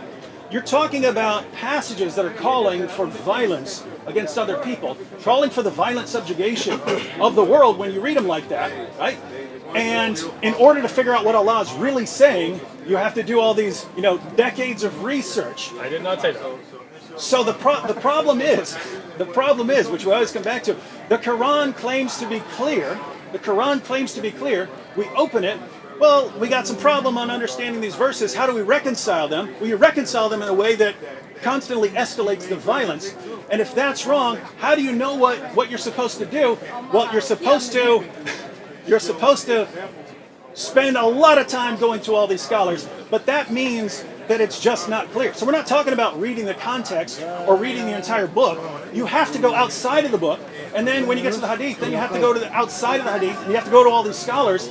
That is a lot of work to understand who I'm supposed to kill and who I'm not supposed to kill. You know what I mean? Are you done? I'm done. You are done. Now, as I said, you know that I'm not nervous because I let you speak respectfully. And you know you are nervous because you keep interrupting me. So let's see if you interrupt me now. Let's try it now, right? So, now, as I told you from the beginning, the Quran clearly tells you, if you don't know, يَسْأَلُ أَهْلُ الذِّكْرِ, ask those who know. I didn't tell you you have to go and do tens and years of research. All you got to do is go to somebody who is learned, who is scholarly, who has knowledge, and say, Shaykh, I read this ayah, I read this hadith, what is the context? How do we implement it? What verse is that? Hold on. What verse is that? Everybody knows the ayah. No, what verse is that? Look up the ayah. إِن كُنتُمْ لَا تَعْلَمُونَ يَسْأَلُ أَهْلُ الذِّكْرِ. I was thinking 21:7. Hang on. Okay, so can I finish now? I just want to make sure that you're presenting that correctly. Yo. But you can go ahead. I'm just going to look it Bring up. the ayah. If you don't know, ask those who know. We memorize the ayat, we don't really look at it. So can I continue, or is your nervousness not letting me speak? No. Right, I just want to make sure. So as I said earlier, and I continued saying, and you're still not listening, that the Quran gives you the solution from all this confusion, which is, when you don't know something, you don't have to go and study yourself for 10 and 15, 20. I never said that. You put that in my mouth. What I said is you go to the people of knowledge and ask them. So not to Allah. Of course, Allah subhanahu wa ta'ala ordered you to do that. Right? So just like when I asked you about the Bible, you told me read the rest of the Bible, and you told me that this covenant was explained by this, and this by this, and this scholar said this. In that way, when we as Muslims read an ayah, we don't assume from it without understanding the fiqh of it. Okay? That's why we go as students of knowledge to shuyukh, and they spend years, 20, 30, 40 years studying all the texts. But not every Muslim has to. Rather, when you go to the scholars, they, having dedicated that life, will explain to the answer in 2 minutes. If you, David Wood, had just come to me and said, explain to me Jizya, then I could sit with you and give you all the different ayat, all the different ahadith, all the different aqwal, and in a few minutes you would have had your answers. But you didn't want the answer, you just wanted to make videos. If you wanted to know about fighting in Islam, we have whole abwab, whole chapters on jihad and qital, that bring all those verses and all those ahadith that explain what's nasikh, what's mansukh, what's early, what's later, right? So that's not an issue. What you're doing is, instead of looking at the fiqh, the implementation, you're trying to go to these verses. And you are not looking at these verses randomly. You are getting these in order to attack, and then you're digging from there. You wouldn't do that, right? I got you. I would not. You would not go to the Bible and use verses to attack, right? Again, once again. By the way, hold on. No, I just want to know, is that the verse you were quoting? With the ask those who possess the message. So So the dhikr. Yeah. The dhikr. That's the one you're quoting? إن كنتم لا تعلمون. Yes. Well, this is talking about, isn't this talking about Christians and Jews? It is not. Before thee, also, the messengers. See how he's trying to change the subject now? No, I think this is Can I important. finish what I'm saying and then I'll explain that to you? Okay, go ahead. Go ahead. Thank you. And this is a Yusuf Ali translation? Seriously? You use the Yusuf Ali translation? You don't like it? Yusuf Ali was Ismaili, you know that, right? I believe Hilleli Khan actually says this is talking about Jews and Christians here. Or he says the previous scriptures. So get Hilleli Khan? Get Hilali. I mean, here, look at Mustafa Khattab here. What's the... Bring it up here. 21:7. Whose one is this? I have no idea. Go ahead. Finish the point. So, let's get back to the point. I can listen and when look up you around. talked about the 4 stages that you're speaking about, which is not in Sahih al-Bukhari itself, you're talking about somebody's commentaries. I know. Right? It's how he's making sense of all of this. Sure. So let me explain this to you. No doubt there was a time when fighting was forbidden, right? And then a time came when fighting was allowed, right? And then the time came that fighting was implemented against certain situations. But if you want to know whether these are stages that cannot go backwards and cannot reconcile between the stages, then the easy thing is to see how the Prophet ﷺ dealt with it. Are there Christians and Jews and tribes that Rasulullah ﷺ continue to have treaties with? Are there those that the Khulafa in the time of Abu Bakr and Umar and Uthman, Ali radiallahu anhum, continue to have trade with, for example from Sham, and they were not being attacked, right? And are those, like in Tabuk for example, where they were attacked, and what was the context of what was going on when they were attacked? What are the rules and regulations of difa'? For example, are you paying attention to what I'm saying? Or you're I'm paying attention. smirking away, right? In difa', am smirking, but I am listening. when you are attacked, for example, there is no need for an amir, right? You defend yourself. But offensive jihad, one of the conditions is that you have to have an amir, a Muslim leader that unites and brings the Muslims together for offensive jihad, right? So, if you're in a time where you don't have such an amir, you cannot initiate an offensive jihad, right? Even though you are past the 4th stage. You understand what I'm saying? For offensive jihad, there are different rulings, different amounts of time to give, certain conditions that are done.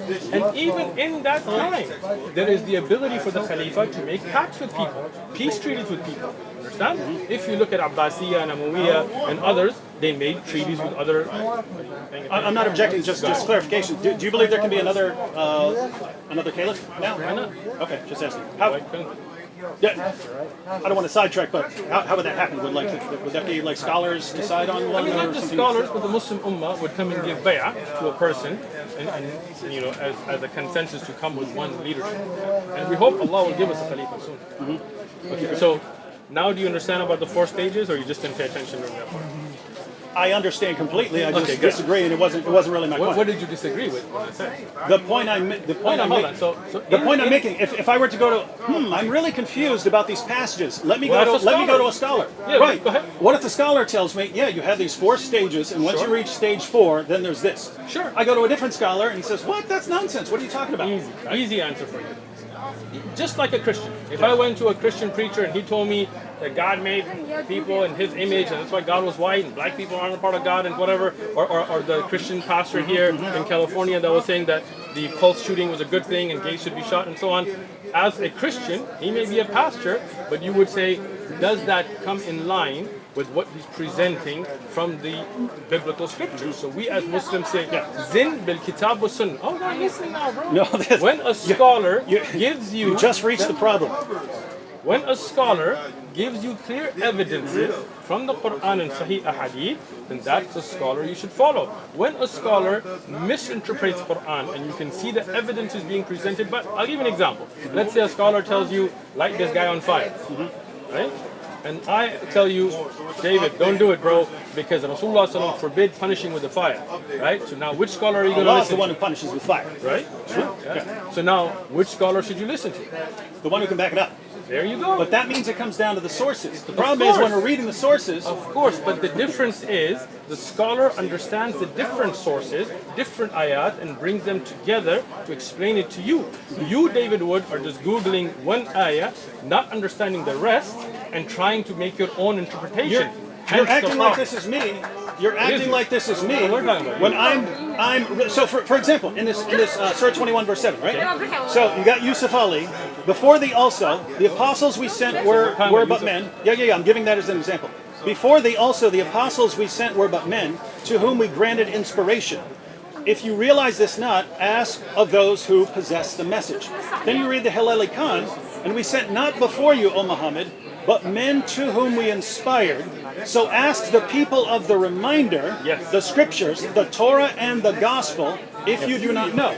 So here's the point. This is Hilali Khan, and they're saying what this verse is talking about is asking Jews and Christians who have their book. Right? So if it's not, that's the point. If it's not what that means, who in the world am I supposed to listen to here? Let me tell you. Okay, good.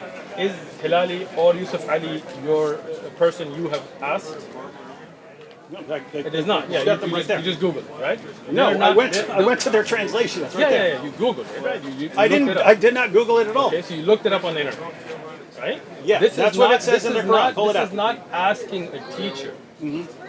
This is you, again, going in, looking at one verse and thinking you understand it, right? If you had asked a scholar, then I would have told you, or I'm a student of knowledge, but a scholar would have told you that this ayah, in the explanation from the Sahaba themselves who were there, explained that no doubt that the people of scripture had a knowledge about Rasulullah sallallahu alaihi wasallam, and that's why many of them became Muslim. But this ayah is applicable for us as well, and that's why Allah subhanahu wa ta'ala used the word dhikr. You know what dhikr means? Reminder. Right, but what is dhikr in the Quran? Inna anzalnahu. Right there, it applied to the earlier scriptures. But this is the Quran making tafsir of the Quran, if you understand, right? The word dhikr has been used for the Quran itself. And for the Torah and the Gospel. Right? Exactly. Okay. Why? Because part of the wahi. Right? So under that, the Quran and what is preserved, if we had, from the earlier scriptures, the hadith that is a part of the wahi, those scholars that are well versed in the dhikr, that they are the ones you should ask.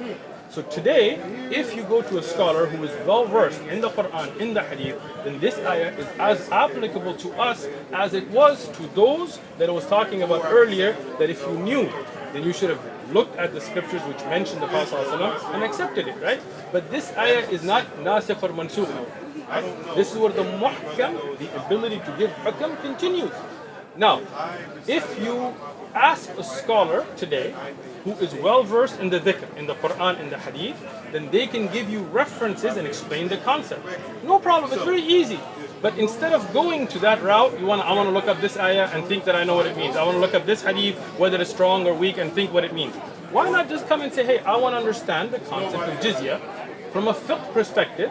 So looking at all of the ayat, looking at all of the hadith, the research that we've already put in, sit down and explain it to you. But you don't want the answer, right? It doesn't work at all. Why does it not work? Because I come to you. Explain this to me. Sure. I get a different explanation from the one that I get from Ibn Kathir. Ibn Kathir is not your teacher. You go to, you look up, again. You look up. No, hold on. Ibn Kathir, he wrote books. He wrote books to give his book, to give his views, right? He was not explaining fiqh here.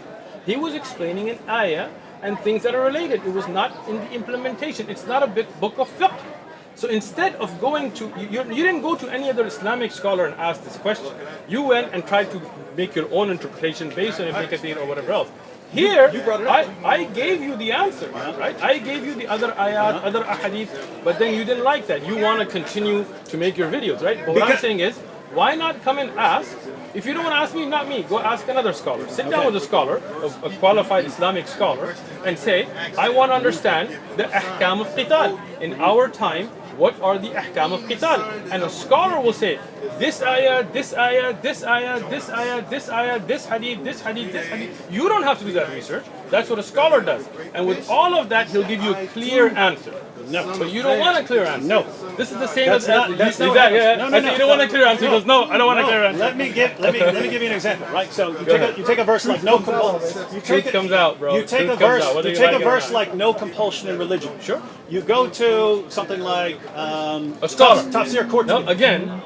Tafsir Qurtubi. Instead of going to a scholar, you're going to Qurtubi, which you don't understand. You can never read about Islam. You can't just read the Quran, read the Hadith, read the Sirah, read the commentaries. You'll only be misled. You have to go to a person. You have to just go to a person to tell you. When I mentioned about the Bible, you told me you got to look at other verses and other that. You can't just read the Bible. You can. I agree, but you're not telling me to read other verses of the Quran. You're telling me I have to go to a person. I am. But what I'm saying is, if you're willing to dedicate years and years of research, looking at all the different issues. I have no problem with that. But as a student It of shouldn't knowledge, take years and years of research hold to on. figure out what Hold this on. verse is saying. Hold on. Listen. You're talking about a whole system of life. You're talking about a penal code. No, I'll be talking about a verse. Like, what does this verse say? But again, the Quran is not just one verse, right? You're talking about something that has the rules and regulations of war. You're talking about those stories of the past, of the future, about prayer and fasting, about dealing with your neighbors. All of that, no doubt, if you want to start implementing it, requires scholarly work. Right? There are ulama from the time of the Prophet ﷺ, Ibn Abbas, Ibn Mas'ud, there were the scholars amongst the Sahaba. And when a companion didn't understand the ayah, he would go to them. That's why Rasulullah ﷺ said, take the Quran from Ibn Mas'ud, Ibn Ka'b and others, right? So you would go to them. And then when they would ask them, they would explain it not from their own interpretation, from the other ayat of Quran, looking at context, looking at hadith, they would give an answer. Today, for example, if you want to get a medical question answered, you have no problem going to a doctor. You don't say, why can't I just pick up Grey's Anatomy and make my own insertion into my liver, right? But no doubt the hereafter and Islamic laws is something that's complicated because you're implementing. If you just want to read for your own spiritual benefit, read the Quran all you want. But if you want to implement Islamic jihad laws or There's no hudud, scenario where I want to or implement hudud, this stuff. then you need I want to go- understand it. Okay, if you want to understand it, excellent. So when you want to understand the rules and regulations of jihad and jizya and things, you need to go to those who are experts in it. Just like if you want to understand legal system in America, you don't just pick up the Constitution and go, to me 2B means this. No, you go to a legal expert to understand it. Just like the Bible. If you want to understand the Bible, we have people like McCarthy and others who write these. But you even told me, McCarthy, when I pointed out from McCarthy, you were like, that's just one guy. You threw him under the bus. But you would go to a Christian and ask, hey, is this applicable today or not? Is this a proverb? Is this a simile? Is this Jesus giving a direct ruling? Or is this something that has a different meaning? Just like that. But you don't want to give the same courtesy to Islam because David Wood just wants to make videos. Wrong.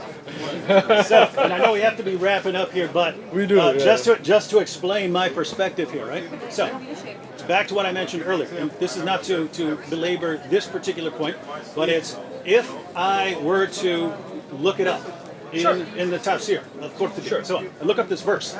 He gives, according to this guy, and this guy, it means this. Exactly. According to this guy, and this guy, Perfect it means something. example. It Thank means you. something completely different. Thank you. According to this guy, and this guy, but he's quoting Muhammad's companions and all these other guys who are giving all of these different interpretations. Exactly. right? So here's the thing.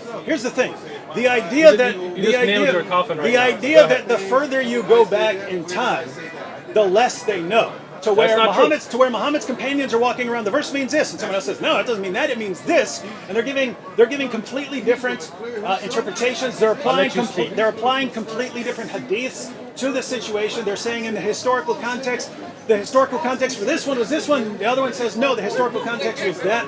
If there's that much confusion back then, the idea, I'm just going to go to a scholar.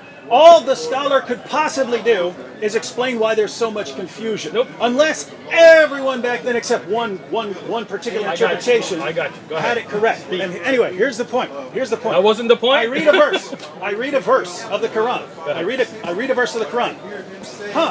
That sounds like this. Let me look it up. So I look it up in the commentaries, and I find that according to Muhammad's companions, they didn't agree on it. There's all these different interpretations. Right? So I go around, look at the relevant hadiths, and you get different interpretations of the verse. And your solution is, well, you have to go to a guy. The problem is, I could go to a guy who favors this guy in the commentaries more than this other guy. And so I'm still going to get, you're acting like if I go to scholars today, I'm going to get this consensus opinion on what this verse means. And I know enough to know that that is not true. You don't. I do. Let me explain to you why. Okay, let me tell you now. Okay. All scholars agree speaking? on 929. Are you done speaking? Go. Are you done speaking, bro? Yeah, sure, go ahead. Thank you for nailing your coffin. Let me explain. Most confusing religion ever. It is not. It sure is. It's most confusing because of the lack of your ability to understand one simple concept. Which And no is one could agree on what any of these again, things mean, but it's not confusing. You see how he doesn't let me speak? Perfectly you clear. see that? All your audience, let him see Perfectly clear. how I quietly listen to him because I'm not nervous, but this nervous guy, he keeps interrupting me because he knows he nailed his coffin. Talking for 5 I will minutes and explain not it getting you. to his point. Well, because you're not letting me speak. Now, when we go back to Qurtubi, there are riwayat there that are authentic. There are riwayat there that are da'if, that are weak. So this is the job of scholars. Qurtubi, Tabari, Ibn Kathir, they collected all of this. Tabari, many of the riwayat he collected, he himself says this is weak. Ibn Kathir as well.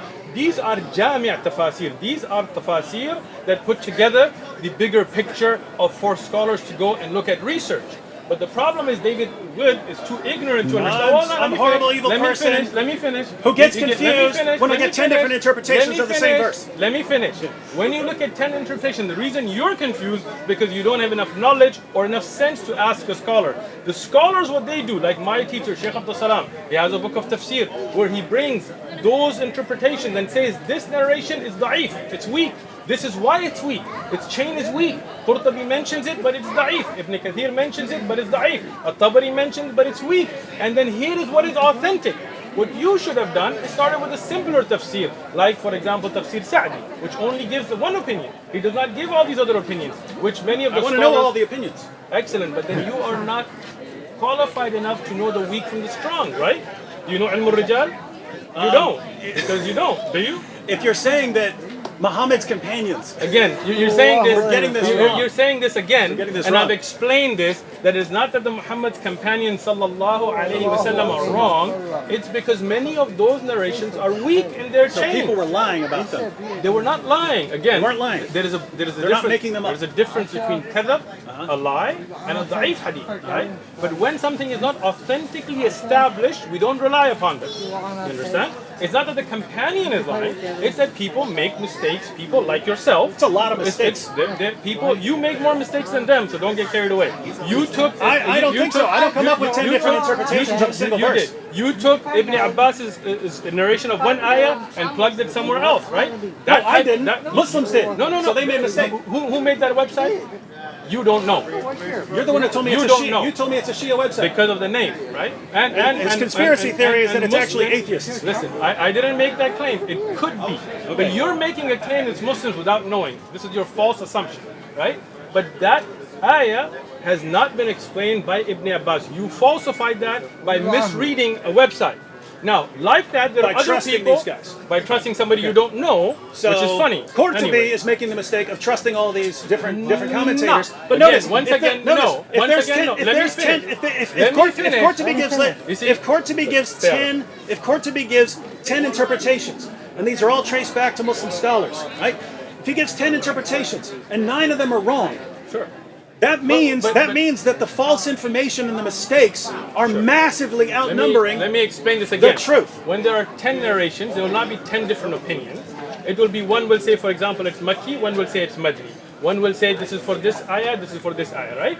So it's not like there are 10 different interpretations, but there may be weak narrations. Qurtubi, Tabari, these are research level books. These are not supposed to be just for people like yourself who don't know Sahih from Da'if, that go and think they know. So I can't go read those books. I can't read the Quran because I misunderstand it. I can't read the Hadith. I'll just misunderstand it. I can't read the commentaries because it's too advanced. Read the Quran all you want. Read the Hadith all you want. But when you don't know, ask those who know. That's why you should have a teacher. That's why you should have shuyukh who dedicate their life to understand what is strong from weak.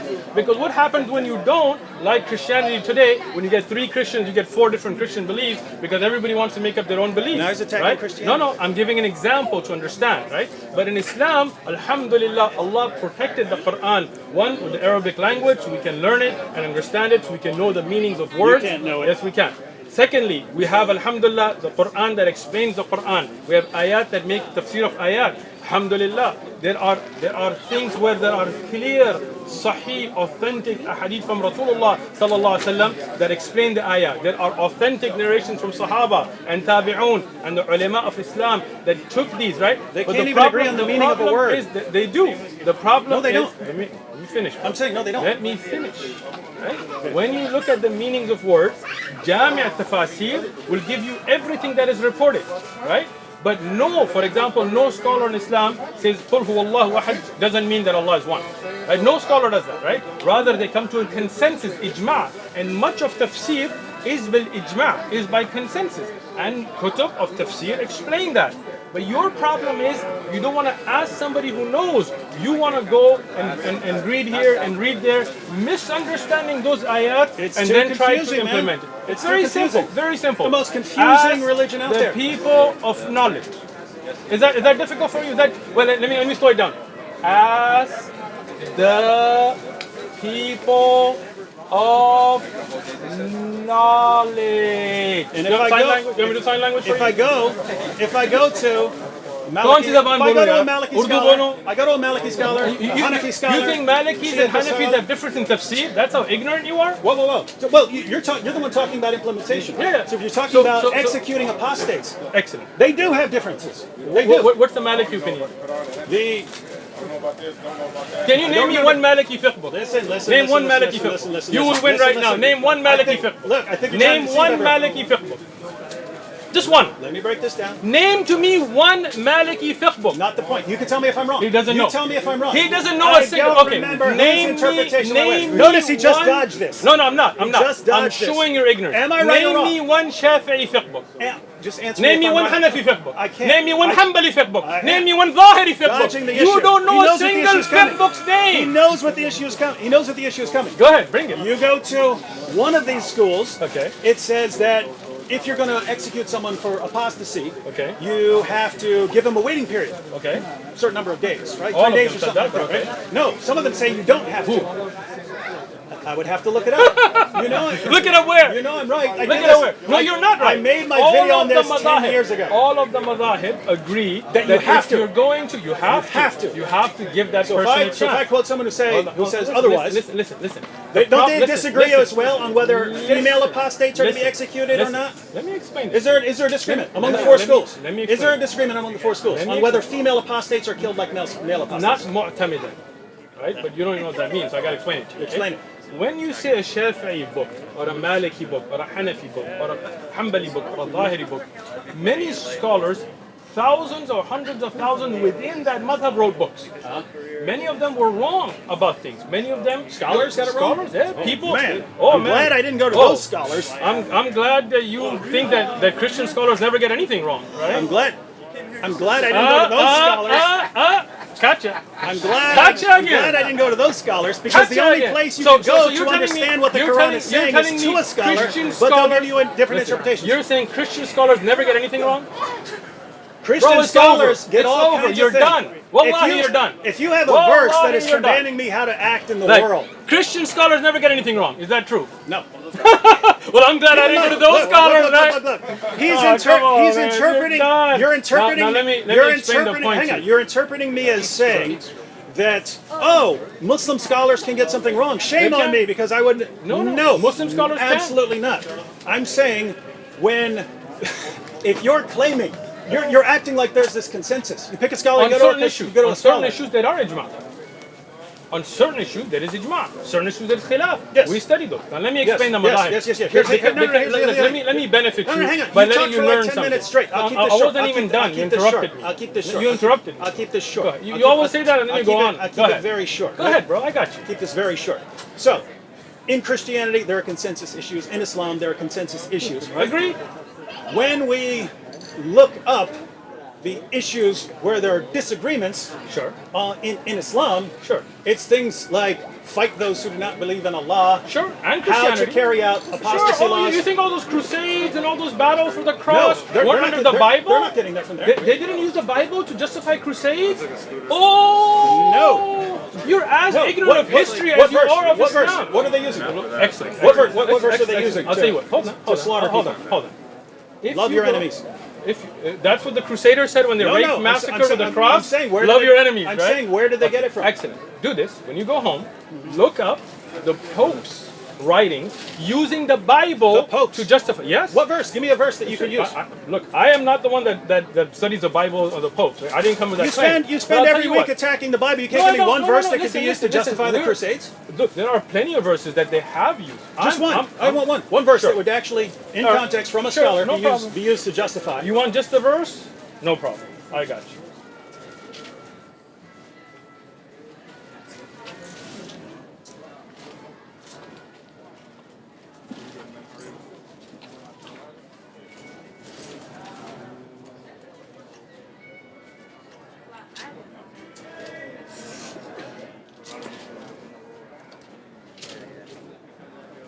Unlike you, I don't Google things. I look up the actual books. It'll take me a minute. I'm waiting. You're in the wrong section. No, I'm not.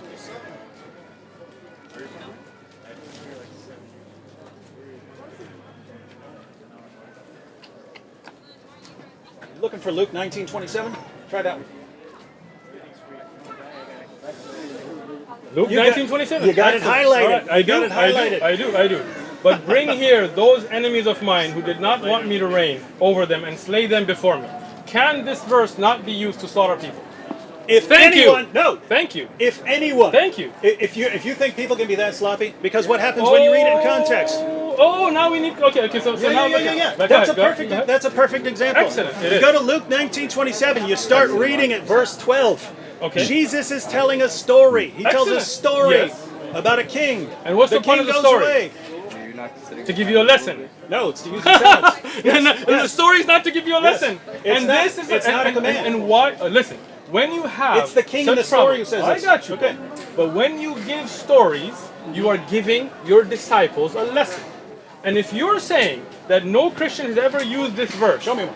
sure, we'll look it up. You would have. We'll A look it Christian up. would have to be the biggest idiot in all of history. There are plenty to of big read a idiot story. Christians, bro. To read a there story. are plenty of big idiot Christians. You know that. Okay, You know that's that. true. But we're not talking about that. Thank you. Yeah.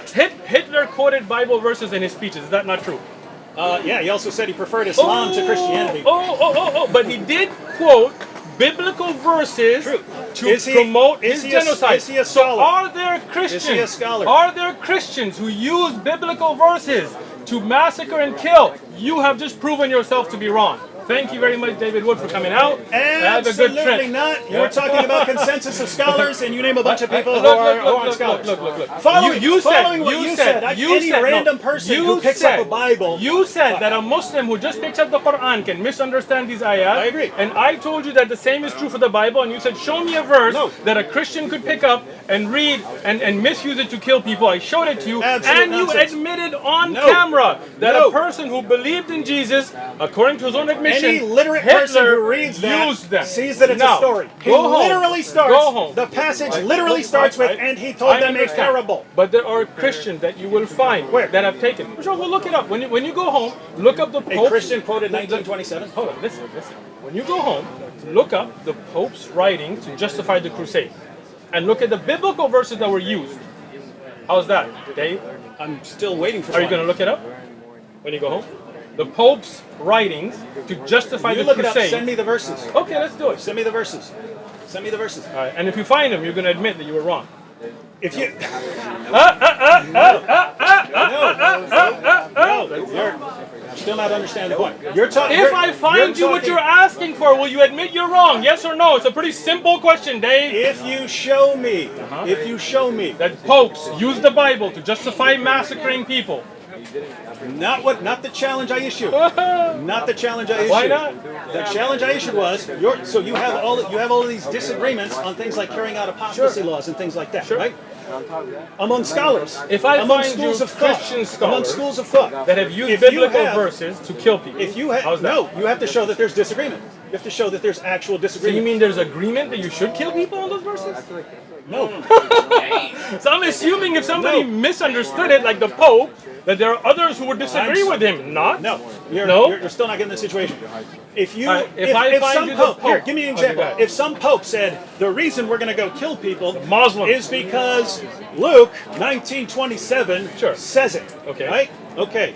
Reading the passage would show that that guy's an idiot who happens to be pope. Right? The same thing with any scholar. All right. Reading Surah 9 verse 29 in context and saying fight those who do not believe means that at least once you reach a certain stage in society you're supposed to fight those who do not believe in Allah, and you read the commentaries. If the- Someone concluding that Sure. is not an idiot. So if a you don't have to be an Christian- idiot. if a Christian That's the point. sees- There are reasonable Let me interpretations of explain. these. There's no So reasonable you are saying- interpretation. You are saying that if a Christian scholar takes that to be a problem and say the lesson here for us to learn is that you kill those that didn't want you to reign, and that's why we're going to kill those Muslims, Spanish Inquisition and all of that were supported by biblical verses by Christian scholars of the time, right? If I prove you that, will you admit you're wrong? You did not listen. still won't. You did not Still listen. won't. You did not listen to anything I just said. I did. But you If just don't a want to pope- admit because no, you know I'm no. going to prove it. If a you pope- know I'm going to come back with Wrong. evidence. If a pope were to quote 1927, when the context shows there is no possible way Why to not? interpret it that way. Why not? He What would if be the an Pope idiot. feels, Keep in mind, as a scholar, the same thing. If feel- a Muslim scholar quoted some verse Exactly. and completely destroyed the context, and the next verse destroyed him, right? Exactly. That's not what we're talking about. This is not the next We have verse. not- we're not talking but about that at This all. is the issue, right? This is the issue.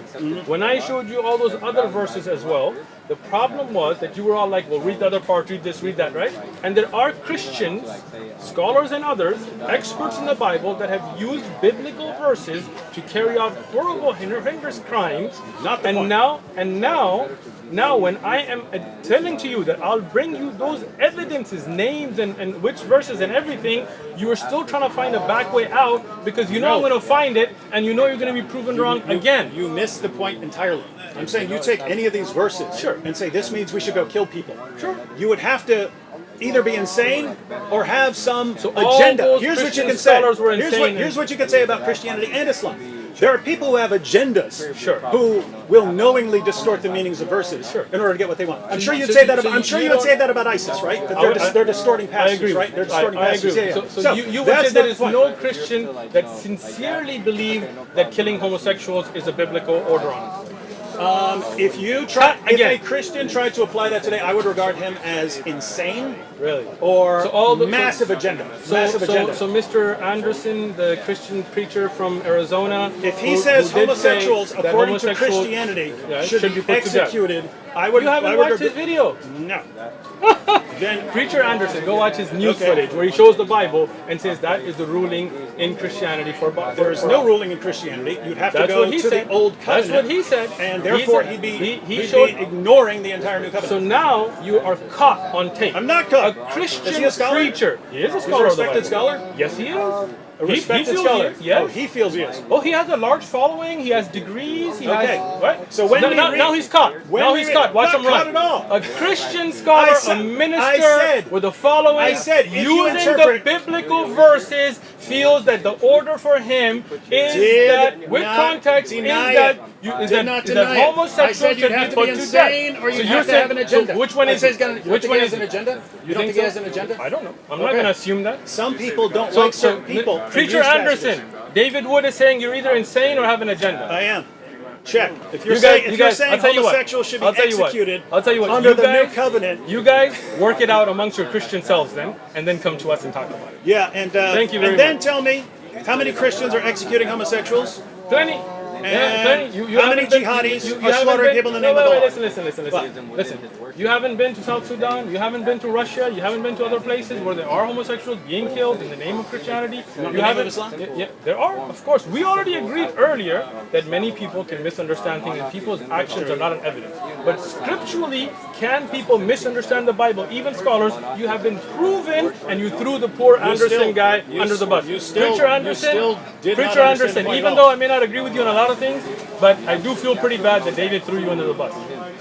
Have a great day. This from the guy who throws Ibn Kathir under the bus. I did not. I explained the weakness And in the his own narration. God under the I love, bus. I love Ibn Kathir. And his I love prophet under Allah. the bus. And I love Rasulullah sallallahu alaihi wasallam. And says, oh, I can't believe Deuteronomy, Exodus, look at these horrible Look, teachings. you know you got his caught, God though. and his You know- prophet say these are you the know. inspired word of God. You He throws know- them all under the bus. You know so the under the bus here we example have ended your God, point. prophet, Ibn Kathir, And now- greatest scholars and of all now time in you Islam. just want to make your voice We got bite. one guy we can go make to. Make your sound we got bite. one guy Go we can go any to scholar. learn Islam. I told you earlier. Any scholar is going to give us the same answer. I'm a student of knowledge. Go speak to a scholar. No problem. Any scholar. A scholar who will give you answers with evidence. Yes. Ahlul dhikr. Okay, well, any scholar can say, here are the stages of jihad, and here's the source. Again, if a scholar tells you to do something that is clearly against the hadith, then you know that's not a scholar upon the Quran, the Sunnah, and the way of the Salaf of Ummah, right? How can fight those who do not believe in Allah be against the hadith when Muhammad said, I've been commanded to fight people until they say there's no God but Allah. Right. You can go to other hadith and try to use those to change the meaning, but there aren't a lot of clearer passages than fight those who do not believe. And then we look at Muhammad, I've been commanded to fight people until they say that there's no God but Allah.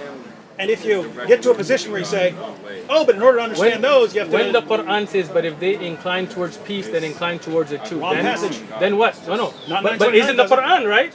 It's Under a different stage. Under a different... Under defensive jihad stage. Where does it say that it's under defensive jihad? That's how you That's reconcile it. no, That's how you got reconcile caught it. again. What is Didn't it, get it. 60? Hold on. Ooh, poor guy. Try. Hold on. I got you. Important aspect within our life. The most important thing, because we don't want to get from that, right? So a statement like that, say, yes, because we both know who God is, right? A statement like that, say, the way we go about it. Oh, poor days. Keep going. I got you. Don't worry. God prescribed this worship, 8. this worship, this worship. Surah Anfal, the spoils of war. He just said this is defensive jihad time, right? Nope. Surah Anfal is defensive jihad. This is the first time I've heard that tafsir. Why would you do it? So, in number 60, this is defensive jihad for him.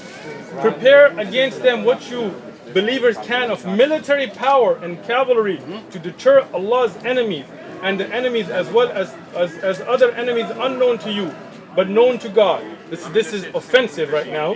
Whatever you spend in the cause of Allah will be paid to you in full, and that you will not be wrong. He just considered this defensive jihad. But if the enemy, in an offensive jihad time, if the enemy is inclined towards peace, make peace with them. Boom. Not the final revelation. Before, after. Sermon. Whoa. I've never. So this is defensive jihad? Is This is a that? defensive jihad ayah? Yes. Yes. Preparing for war and getting Yes. steeds for war or defensive Yes. jihad Are you ayah? going out and subjugating the world? Or are you fighting people because there are people fighting you? Surah Anfal, the spoils 8 or of war. 9? Which came later? Spoils. Surah 8 or Surah 9? Which one came later? But you think they came Which one came numerically? later? Which one came later? You think they came numerically? No. Oh, Which one came miskin. later? There are ayat in both. Are you telling me that 8 let me came explain after it. Let me explain it. There are ayat in Surah Tawbah and Surah Anfal that came in different time periods. They didn't come one surah at a time.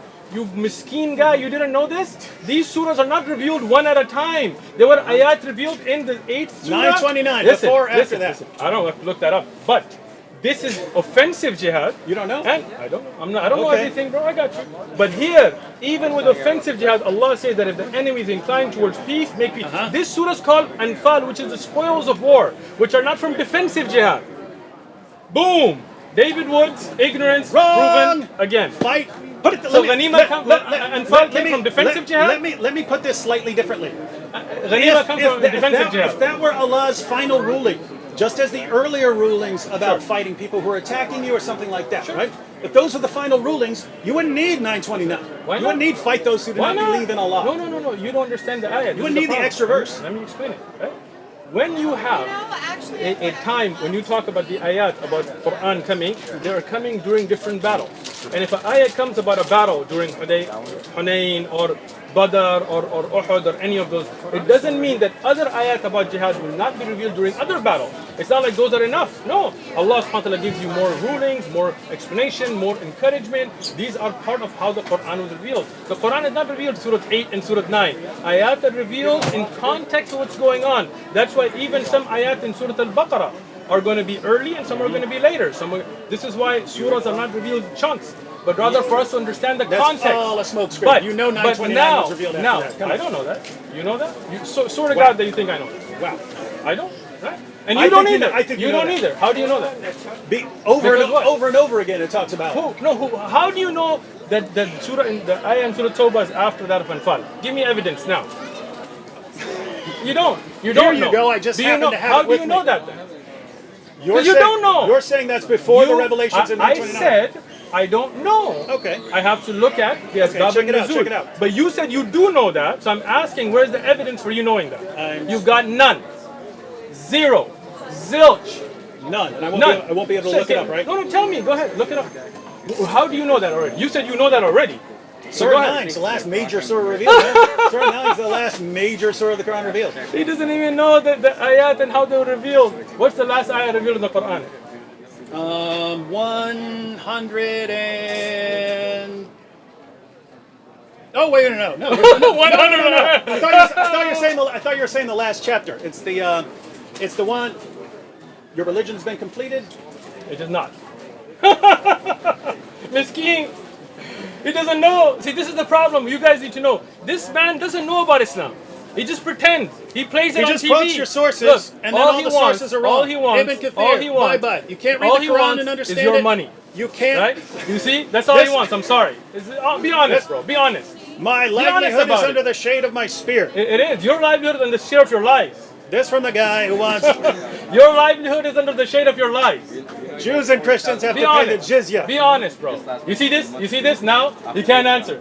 You Answer can't what? answer. Show You me. change the subject show me every 5 evidence. seconds. No. Same subject. Show me evidence that the ayah in Surah Tawbah was after this I ayah in have Surah to look it Anfal. up. I've never even heard that disputed. But you I've said never you heard know. that disputed. He said he knows. How did you know if you haven't looked it up? I have read. I've read that Okay. repeatedly, From over and who? over, From over and who? over again. From It talks who? about Surah 9 being From who? the last major From surah who? revealed From who? in the hadith. Those ayat we're talking about. In the hadith, there's a hadith that says that ayah is revealed after the We're talking ayah. about Surah At-Tawbah. We're talking again. Maybe your brain isn't. Maybe it's a 9:29. little. Maybe you're tired, right, from your traveling. So 929. The surahs- 929. Let me explain it again. Let me explain it again. The context Surahs is are Tabuk. not revealed That's Tabuk. in one chunk. That's Tabuk. So where's 860? Hold on. Let me explain it again. Surahs are not revealed as chunks. Ayat are revealed. Which one of these ayat is revealed first? I said I don't know. Okay. I will look it up. You said you do know. So I'm asking you, how do you know? Where did you read it? I'll have to look it up. Okay, so look it up because you don't know then, because you don't remember. You didn't know. If you're saying that was revealed before Tabuk, that's I'm very, very, I'm that's gonna very say this for interesting. the 6th time now. I said I don't know. Right? I don't speak without knowledge. I don't just Google stuff and think I know. Right? So we would have to look that up. But the hukam that when somebody inclines towards peace, you do as well. You see this implemented in the life of the Prophet ﷺ, even in the later stages. You see the Khulafa, the Abu Bakr, Umar, Uthman, Ali radiallahu anhum, making contracts, making deals. You have the Abbasiyya and Umayyah. You go and read your history books, right? You see them making alliances with non-Muslims. So you understanding the context should have understood that no doubt the hukam that if somebody inclines toward peace, you do as well, is applicable. But you didn't know that, and you don't want to know that. Because the scholars I read Which said scholars? it doesn't work. Abu You Humayd. don't know. Abu Humayd. Abu Hamid didn't talk about these ayat, bro. You're putting that into somebody's mouth. He was talked about talking the commands a to general- fight and subjugate Was he being the talking final about these revelations. ayat? These are the final He revelations. was talking about these ayat in Tawbah and Anfal. He was not. 973, 9123. Yeah, yeah. Those were the two talking about ayat he's those. talking about. You're lying on Abu Hamid. Bring the book next time. Okay. We'll look at it. You can look it up. If you have the Dar es Salaam edition of I have Bukhari, it. I have it at home. yeah, just go to the end. He's got this whole thing on jihad. Okay, I'll bring it with And me. understanding it in context. I'll bring it with me historical next time. context. Cool. And we can look at it together. Yeah, we How's can that? see if it's right. Cool. That works.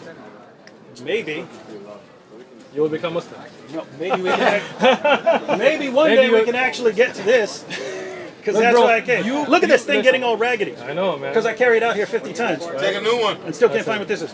I already grabbed the new one. Listen, I grabbed the new one. listen. You came here, you brought up a subject, I humored you, right? And I went with you. Don't try to act like I didn't. You did. If you had come here No. and you didn't bring up Jizya and you brought this up, I would have addressed this. Not a problem, right? When you come and you bring up a subject, I didn't bring that up. You said you wanted to talk about Jizya. Oh, bro, now you were I on came camera. here. I you asked showed you. me a tweet. I asked you that because Right. people keep sending it to Exactly. me. I asked you. So that was it. So you that was brought, it. So who brought that up? You did. I did. You answered. And We're then done. I said, we were done. I said, watch the video when you go home. I said, do you want me to explain it to you? And you said yes. did not know And that Jizya would be a 2-hour conversation. Well, that's your lack of understanding, bro. These are deep subjects. We teach whole classes on them.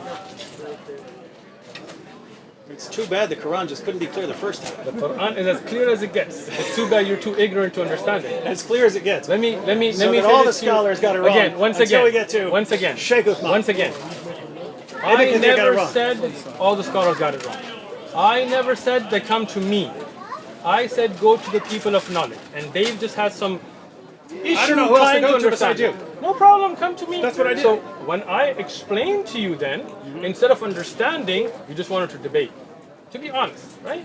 when No, I if you explain- say something if that I read explain to you- that seems false, it doesn't seem to fit with the Quran or the Hadith or Ibn when Kathir I or someone gave you, else, when I gave you I'm other, inclined to when I'm I inclined gave to you bring other, that up as an when objection. I gave you other ayat, Come on, other we're not, ahadith, right? we're not your dimmies, dude. We don't just sit here and you give information. We just sit there. Yes, whatever you say. Okay, don't hit me. We're not like that. You know what I mean? Listen. You say something that's wrong. Listen, I'm not your slave from the Bible either, where you're gonna hit me with a rod and try to kill me, and I'm not your dad, so don't go there, right? Your prophet said. Let me Your take prophet said go take with this that. back. Look, Your listen. prophet said When believe I- that. my prophet did not say believe in beating your slaves.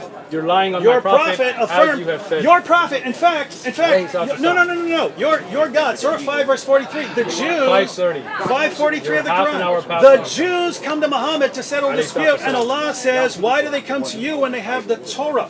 They're required to judge by the Torah. If anyone fails to judge by what Allah has revealed, they're no better than those who rebel. You go to the historical background from that verse. Muhammad is set up as the judge. He says, bring me the Torah. They bring him the Torah. He puts it on the judgment cushion, says, I believe in you and in the one who revealed you. He's talking to the Torah.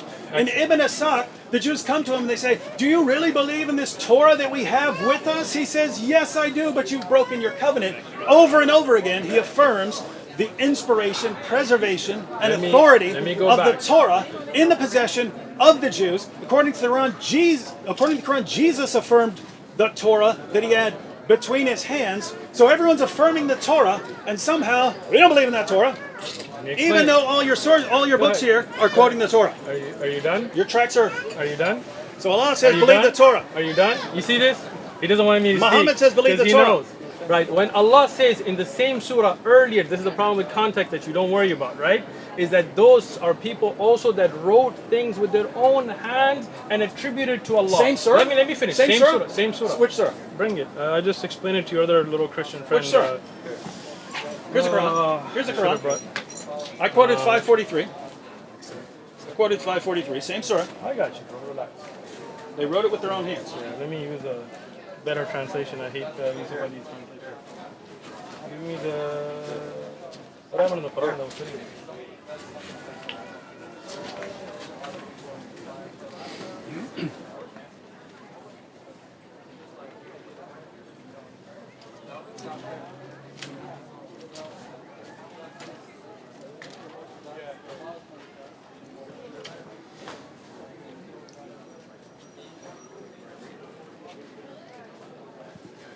While he's looking that up, since it's going to take a second, and it's not going to find it at all.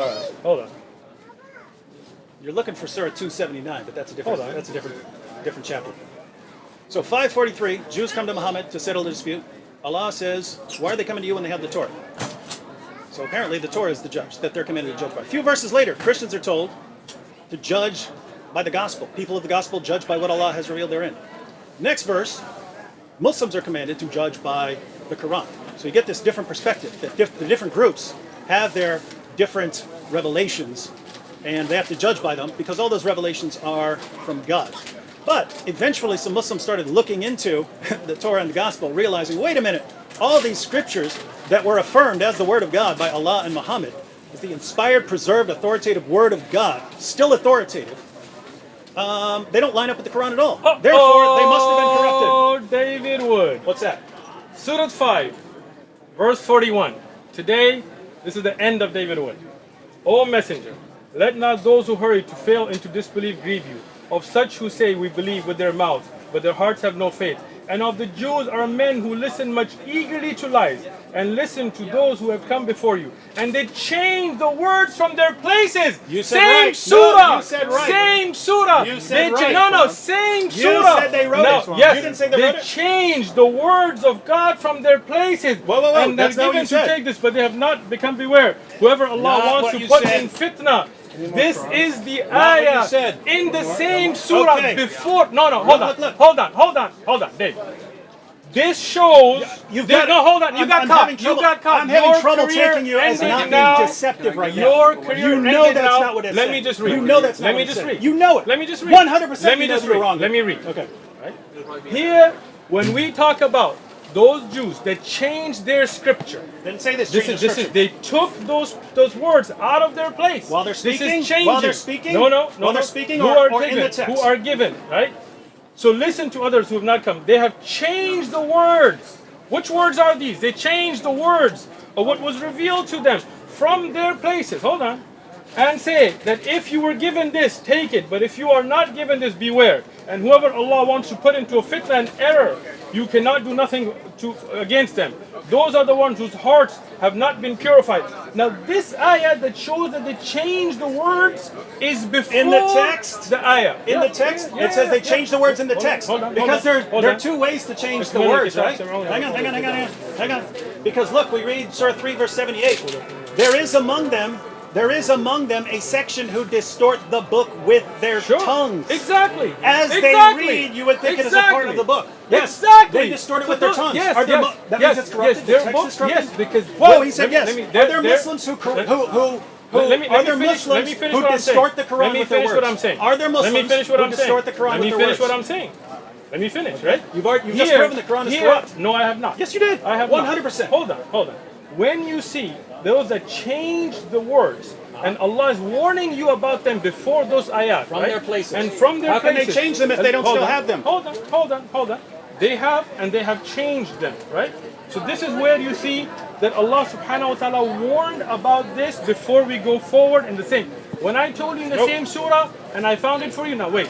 If you look at the hadith, hold on. I'm not done. If you look at the hadith that you quoted from a Tirmidhi, without even knowing that it's from a Tirmidhi, where Rasulullah ﷺ got off and put the Torah on the pillow, right? I quoted Abu Dawud.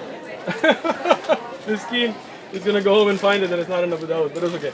It is in Abu Dawud. Okay, we'll go. Abu Dawud Surah. Abu Dawud Surah. Wait. What surah? Shaykh Uthman is saying this is not in Sunan Abu Dawud, right? Let me explain the hadith to you if you don't mind, right? Okay. The hadith where Rasulullah ﷺ put the Torah on the pillow. He said, I believe in the one who sent that, no doubt. But if you look at the context of the hadith, when Umar ibn Khattab found a piece of the Torah, Rasulullah ﷺ told him that this is not going to be a means of guidance. Even if Musa came today, he would have to rule by the Quran. This is why you don't understand context of the ahadith and other ahadith. You take one out of context. No doubt the Torah, the Injil were revealed by Allah. And as I've continued to, no doubt aspects of that message. But Rasulullah ﷺ was told in the Quran that these people have changed parts of the book. No. They have. No, they change it with their mouths. Yeah. When they speak, when they and in the Quran is also the other ayah that you know, that they write and say in their writing that which is not from Allah and attributed to Allah. Is that not true? And you're saying this would corrupt all of the books? This is going to corrupt those books that they had, no doubt. So in Mecca. Let me explain it, right? The Quran, the difference, the Quran, and why, alhamdulillah, Allah preserved it, is we have manuscript, we have oral memorization, we have ijma', consensus of the Sahaba on the Quran from Surah Al-Fatiha, Surah Al-Nas, right? Something you don't have in the Bible. Many Christians have different books that they would put in there or not, right? Again, you misunderstand the affirmation. Why would he say? Why would Allah say? It's 5:30. No, why would Allah say? Why do they need you? Just because you got nothing better to do doesn't mean that I don't have a family and I don't have a job and things. I'm just saying, why would Allah say? I've been here half an hour because this is not my job. You're just trying to make your money. I gotta go do other everything things. Must be some impure motive. 5 o'clock. Just while 5 o'clock. While I was done. While you're breaking down. Why would Allah tell them? Why would Allah tell them? From DC, just say we love you. Inshallah, why would Allah tell them? big dua for you all day. Why would Allah say? Why do they come to you when they have the Torah? Sure. If it's corrupt. Sure. And when we read the passages, you see now he doesn't want to listen to the explanation, right? This is a style in tafsir called tawbih. You know what tawbih is? No, what's that? You don't, because you're ignorant. Now, tawbih is when you are told something to teach you a lesson, which is not a literal meaning, right? The point there was not that the Jews should not come to the Prophet ﷺ, but they would come to the Prophet ﷺ when it was beneficial for them, and when not, they would go back to the Torah. They were being told, paying attention, bro? Not what he says at all. Again, why do they need you when they have the Torah? So they have tawbih. Do you not understand ulum of Quran? You don't. That's the problem. When the Prophet ﷺ was there, did he not tell them that if you want to rule today, you have to rule by the Quran? Even if Musa alayhi salam came, he would rule by the Quran. Did he not tell them that? Then you're telling me he contradicted Thank himself. you. It's not. He ordered It's the not. Jews It's to not a judge by the. contradiction. He ordered the Jews to Listen, judge by the Torah. let me explain this to you, okay? If you as David would say that I'm a liar and I'm this and I'm that, you make all these videos, and then when you have an issue with your wife, for example, you come to me and say, hey, you're the most trustworthy guy I know, can you judge between us? And I tell you, why are you coming to me? Why don't you go to Sam and your friends? I don't mean that you should go to them. I'm trying to teach He you. didn't actually mean it. No, it's tawbih. What about in You Ibn know what tawbih Asad means? when they say, are you affirming the Torah that we have? And he says, yes. Well, bring me the Ibn Ishaq, because Ibn Ishaq, as you are well aware, has many riwayat from al-Waqidi that are matruk, right? Oh, you didn't know that either. No, if you want to throw Ibn Ishaq under the bus, that's good too. Listen. What about infirmity when Muhammad said that Jews have the Torah and Christians have the What was gospel, and revealed to it them? was in the same. What was revealed to them? It has to be. No. What has is to be. there or what was revealed to them? Show me the hadith. It has to be. Show me the hadith. Okay. And your hand's not tired, bro? You gotta stand next time. Okay. So Oh, is that a text message? it's a text message from myself, from David Wood. I texted You myself text yourself. because I can't have all the sources. All right. Rafi bin Haratha blah blah blah Can came I to him can I and see? said, "Do Can you I- not allege? I'm worried that Oh, my wife's gonna send me some perverted message Oh, your wife about what sends she you wants me to perverted do to her, or messages. something like that." And then it's Put on gonna a be all 90 right. again? Like Go Muhammad. ahead. He put a Said- show on, it wasn't a 90. You're so Came to ignorant, him you and don't even know said, "Do you not allege that you follow the religion of Abraham and believe in the Torah, which we have, and testify that it is the truth from God?" He replied, "Certainly, but you have sinned and broken the covenant contained therein, Exactly. and concealed what you were ordered to make plain to men." Notice, Concealed from that's the exactly, book. Change the doesn't verse. say the Concealed. book. He doesn't. What do you broke conceal? you broke. Okay, What do you conceal let's then? Go, let's go to the He other just, one. okay, hold on. You want to run now. You see he wants to run. No. That Rasulullah SAW is telling them, you have concealed from this No. book. No. You're Wrong, caught. wrong. You are caught If from you your own actually little think text that means- message that you look, sent look. to yourself. Watch. Okay, go ahead. When I tell you, if you come to me and I say you have concealed from this message, do I mean that you have the preserved message? No. So if ISIS jihadis come up and they say, "Here's what the Quran says," Sure. and it's not, then they've corrupted the text. They've changed the text. Then I will tell them you don't understand the text. But if they go and they change the Quran, which they have not, but if they went and changed it, then I would say you're concealing the message, and I would not believe in what they have. And if they All right, bro, listen. quoted passages and changed the order in order I've to destroyed you like deceive, repeatedly. Like, you I have feel not. bad for you. You're People throwing can watch your the own video. God and your own People your can own watch the prophet video, under the bro. bus. But it's a little late. I got a family. You got nothing to do in Keep San in mind. Diego. Keep in mind. apparently. So if I write, "This is the Quran," Right? I've corrupted the Quran, right? No. If someone said, Listen. your interpretation of 279 is they write the book and claim that it's from God. Listen. Is that the Torah has been corrupted? Listen. Let me explain it. And this is the last thing I'm going to explain. I'm done, right? And Okay. just to add to that, Oh, this just guy, okay. man. So I just read a couple words. "In gulps will he sip it," and let's say I'm talking to an illiterate audience, and they don't know, they can't read it for themselves, and I say, it says, "Will he sip it in gulps?" I changed the word order, right? I changed it. According Finish to what you, you're that's saying. what the Quran said. Finish If you what you're write something and you say it's a book, your book's been corrupted. Finish Or what you're if you saying. change some words, for their places, which I just did with the Quran, then the book has been corrupted. So can I according to the answer? criteria you gave for a corrupt book, the Quran is 100% corrupt. Wrong. Again. It is not wrong. Let me explain it. That's what you Let said. me explain it. Now listen. Open the ears, close the mouth. All right? So, when we look at the Quran, you writing on a piece of paper does not affect the Quran. That is David Wood's stupidity to think that's going to affect the Quran. A Jew writing you something- You see this? It would You see not- this? You see he's not letting me speak? Let your audience see A that he Jew won't let me right speak. now I could listened write to something him. that's not in the Torah. It would not change the listened Torah. to How's it him. going to change? There are Torahs around the world. How are you going to change it? It's impossible. I listened to him, but he won't let me speak because he knows he's done. Let your audience see it. Let your people see it. Let your audience Come see on, it. you say you're in a rush. Get your point. Yeah, so you're bringing it up. Now let me finish. Get your point. When you write on a piece of paper, that doesn't affect the Quran because standing amongst us are those that have memorized the entire Quran. We have manuscripts, we have the original text. Your writings today can't affect the You have Quran. the original at all. text? Alhamdulillah. You Alhamdulillah. have the original text, the Let me original. speak. We have texts that we can carbon date to the lifetime of the Prophet ﷺ, to the time of Uthman radiallahu anhu, Uthmani scripts. Alhamdulillah, we have it. And we have videos on it you can watch if you want to educate yourself. Now, what the difference is, that if you are the people who preserve the Quran and you go in there and you write in ayat that are not from Allah, then the Quran would be corrupted. But alhamdulillah, that cannot happen. No, it wouldn't. As it That- did happen, even that as wouldn't corrupt. it did Even happen that wouldn't corrupt in the the Quran. Torah and the Injil, that the people went and added and subtracted, and It that's doesn't why say they when did you at look all. at, Not when what you it look said. at, let me speak. Allah You is see under this? the bus. You see this? Allah You see says this? one thing, He Do you see completely this? changes it. Do you see this? It You says see it? changing You it see with their tongues. You see it? It And says their changing hand. it with their tongues. The He says yad. that means text. That's what Allah said. Yad. He's saying text. He doesn't with know their the word tongues. yad means. A Muslim What changes does it with yad his mean? tongue. Does that mean the text is What correct? does yad mean? Thank you. What? Yad means hand. With the pen. Where? Yad. In which Yeah, verse? That's what it means. In which verse? In In any context. In If they use the 541? word hit, it means with your hands. You're quoting 541 there? hold on, bro.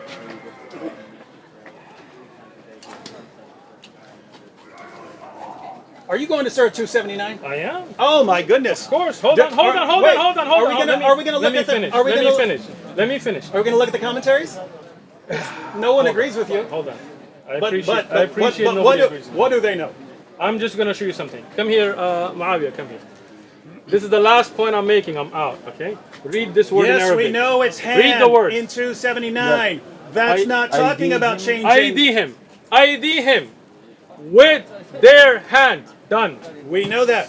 Now read it. Hey, Shaykh, you want to read the verse before it? Are you ready? Want to read the verse before it? I told you I'm done, right? It talks about the illiterate people who it's- don't know the it's book. 8:40. People who Okay. don't know the book Then I are got writing. let me just no, finish. people who don't know the book Ummiyun are- Ummiyun. Look at the tafsir Shaykh Ibn Uthman. It is those that are guessing. Those that their own hawa is putting forward. It does not mean that they're illiterate in the sense of not being able to write. And what? Look up. What do Look the- up. What Look do your up. commentators say about this? I just told you. No. Read Tafsir Ibn Kathir or Shaykh Ibn Uthaymin, which says Ummiyun here is they don't have except amani. That's in the ayah, right? Which is that they don't have except their own wishes. They are not knowledgeable enough. Not that they can't They're not write, knowledgeable. but they do They're not write. knowledgeable. Not knowledgeable in the sense that they don't know Yeah. right from wrong. And what are they writing? And they are taking. What are they writing? Let me answer, bro. Let me answer, right? They are taking from their own desires, right? Mm-hmm. And they are writing into their scriptures that which Allah did not reveal in the Quran. Doesn't say they're writing Thank in you. their scriptures. Look. Your commentators actually say, Sheikh, they actually Bro, say which that this commentator? referred Bring to it. some Jews, Bring it. to some Jews Bring it. who Let's wrote talk a about it. false prophecy about Muhammad in order Bring- to lead people away from the true prophecies Bring about it. Muhammad. Now this raises the question. Okay, bring it. How would a Jew? You see this? No. He's just how talking would, to you now. How would? Because you made the point. If I wrote something that was the Quran here, this is why I said no. Even if you added something into the Quran, It would you not would be not corrupted. change the Quran. I'll tell you it why. would not, because there are Qurans around the world. Now, Because people have if memorized the if entire a Quran. If a Jew in Medina Sure. wrote something in there, that's not what it's saying. That's not what it's saying, right? These are talking about illiterate people who are trying to supposedly throw people off the trail of Muhammad. So illiterate they write, people are writing. they write something and say, this So is you, the Torah. you think an illiterate person is just I'm writing talking away? about uneducated. You know what I mean. So no, hold on. So are you saying that this is just one person that just didn't know and wrote something? No, you could say they're all doing it. Okay, You could say they're all the doing Quran it. tells How, us- in the name of common sense, Okay. if a 7th century Jew Sure. or group of Jews Okay. in Medina, in order to throw people off the trail of Muhammad, Sure. if they sit down and say, you know what, we're going to go ahead and write a false description of Muhammad, how in the name of common sense does that change Torahs around the world? We have Torahs before that time still intact. They're called Sure. the Dead Sea Scrolls. Guess what? Christians had the Torah during that time. If Jews in Medina changed it, would that mean it changed in Christian copies of the Bible, which we still have? got you, I Your got you. I interpretation got makes you. zero sense. I get you. Let me explain. Can't possibly Let me mean what you're explain it. saying. Let me explain it. Go ahead. Okay? Are there in the Dead Sea Scrolls that were discovered later, right, and other manuscripts of the Torah differences? If you're talking if you're talking about textual variants, not the sort that help you. Just as there are textual variants in manuscripts of the Quran. Are there There are differences in manuscripts of the Quran. So the Quran's been corrupted. That's what the Quran means. The Quran's been corrupted. Let me explain it again. Textual variants Let me all over the explain place. it again. Now. Different kirat used around the world. Let me explain. This is the moron doesn't know what a qira'at is, right? Yeah. Let me explain it. Are there textual Now, differences? Let me explain it, bro. There are textual differences. Listen. Textual differences. It's been corrupted. So you can't listen. This is the problem with him. You can't listen, right? Now, when you look at the Torah, are there different verses? Are there different lines? And I have a whole book on the Dead Sea Scrolls and the Standard Torah and the differences between them. So it is not just that there are different recitations. Now, his father, for example, he recites in Shu'bah and Asim, and somebody else will recite in Hafs and Asim. Those are all in accordance to one Mus'haf, the Uthmani Mus'haf. You don't know that, right? Miskeen, right? But the Torah has actual, from the Dead Sea Scrolls and the other scriptures, actual verses, chapters that have differences, and there are entire books written on that. That means there were rabbis who wrote things in that are not in other scriptures of the Torah. From their hands, they added to it, and that's why there's discussions on what should. Even the Catholic Old Testament has different numbers of verses and books than the Christian one. In the Quran, find me one Muslim in the entire world that does not agree that the Quran begins with Al-Fatiha and with Surah An-Nas. Find me one. One. I didn't think so. Hang on. Go ahead, think. Ubay ibn Ka'b? You heard of Ubay him? ibn Ka'b radiallahu anhu did not believe that Surah Fatiha ends in Surah Nas? He didn't have 2 extra surahs in his Quran? No! Ibn Masud didn't have 111 chapters in his Quran? No! Miskeen! Ubay ibn Ka'b didn't say Ubay ibn Ka'b didn't say that there are over 200 verses missing from Surah 33? Not at all. Let me explain this. Let me He didn't have extra words? He did not. Let me He did not explain have it. extra words. Can I explain it now? Well, yeah, but I mean, Okay, even but- Yusuf Ali's commentary admits it. Yusuf Ali was an Ismaili, as I told you. Yeah, and he's Yusuf not- Ali is just lying about what's in. Let me What's explain in the it. Qira'at Get of the book. Ubay ibn Ka'b? Listen. Sir, if you want to learn. This is why you didn't come here to learn, because you're not trying to learn, you're just trying to argue. Yeah, you keep saying false stuff. Quit saying false things, and I won't have to respond. Al-Itqan of a Suyuti, and he has an entire chapter that discusses in these differences. What he explained about Ubay ibn Ka'b radiyallahu anhu are those ayat that were revealed and then put in different surahs. It's not that they were disappeared. Ibn Mas'ud, let me finish before you go to Yusuf Ali. And Yusuf Ali again was Ismaili, we don't accept his commentary. He even denied the Hurul Ain, so I mean we're not going to go there, right?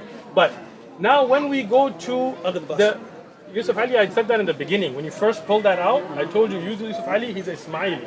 I told you that in the beginning. I know you hate all these other groups. It I doesn't don't mean I hate. can't get information from them. Why should I trust you over them? Evidence. Okay? Now, a Suyuti, which is a standard for Itqan, he says about Ibn Mas'ud, it is not that he didn't have Qulawd al-Falaq, Qulawd al-Nas, but he took them as adhkar originally until it was reminded. And that's why when Zayd ibn Thabit, you know who Zayd ibn Thabit is? Yeah. You know who he is? About the Quran. When he compiled it, was there any khilaf or was there ijma'? Ijma'. Consensus of all of the Sahaba that this is the Quran as revealed from Al-Fatiha to Nas. Zayd ibn Thabit radiyallahu anhu in the time of Abu Bakr and again in the time of Uthman. This is the ignorance didn't he leave that he off a couple doesn't know. verses? He did not. He Zayd didn't- ibn Thabit left off the Quran. What's wrong with you? He didn't find. What is wrong with you? Zayd ibn Thabit didn't when he did the Uthmani recension. He didn't find a couple verses that were missing. No. No. Okay. Where did you get That's that from? interesting. Yourself? You didn't find the 2 verses from. Listen. Zayd from ibn Surah Thabit radiyallahu anhu, when he compiled the Quran at the time of Abu Bakr radiyallahu anhu and re-standardized the prints to send out, they were the same. This is why the Sahaba came to an ijma'. You know what the word ijma' means? Consensus. I mean, no Sahabi disagreed when this was sent out. Ibn Mas'ud radiyallahu anhu knew Qulawd al-Falaq, Qulawd al-Nas. He led them in salah with them. There are ahadith where Ibn Mas'ud recites them in salah. But what he was explaining was he took them to be adhkar originally until he was reminded. And that's why when Zayd ibn Thabit compiled the Quran, he didn't just do it from his own. He collected all of the Huffaz and all of the Sahaba until they came to a consensus. And that's why today, I ask you, David Wood, find me one Muslim that does not believe that the Surah Al-Fatiha to Surah Al-Nas is Quran. You're talking about after all the variants and so on are burned. Again, Uthman had to burn them all. Uthman did not burn variances. This is again your ignorance. So let did. me explain. No. The reason for compiling them and burning them was because there were differences in the recitation of the Quran. There are if all the recitations go to the Mus'haf of Uthman, then how could those differences have been gone? No, let me finish with you now. When Uthman radiyallahu anh collected the Quran, people had small scripts. And what he wanted to do was to make sure that people don't start to take those scripts and misunderstand and join them in wrong places as a not in a book format. So he compiled it. Said and he differences in the recitation of the Quran. no, again, the differences of Qira'at continue on the Mus'haf Uthman. Even today, every Qira'at has, you know the three conditions of the Qira'at? One second, just let me read this so I can put it down. So this is commentary on the verse, Surah 33, verse 6. The Prophet is closer to the believers than their own selves, and his wives are their mothers. He says, in spiritual relationships, the Prophet is entailed to more respect and consideration than blood relations. In some qiras, like that of Ubay ibn Ka'b, occur also the words, and he is a father of them, which imply his spiritual relationship and connection with the words, and his wives are their mothers. So in his qira, so he in says, his qira, no, he wait, had hold extra on, words. hold on. Now, this is your ignorance again. Bring me the ayah. David Wood's going to get done another time now.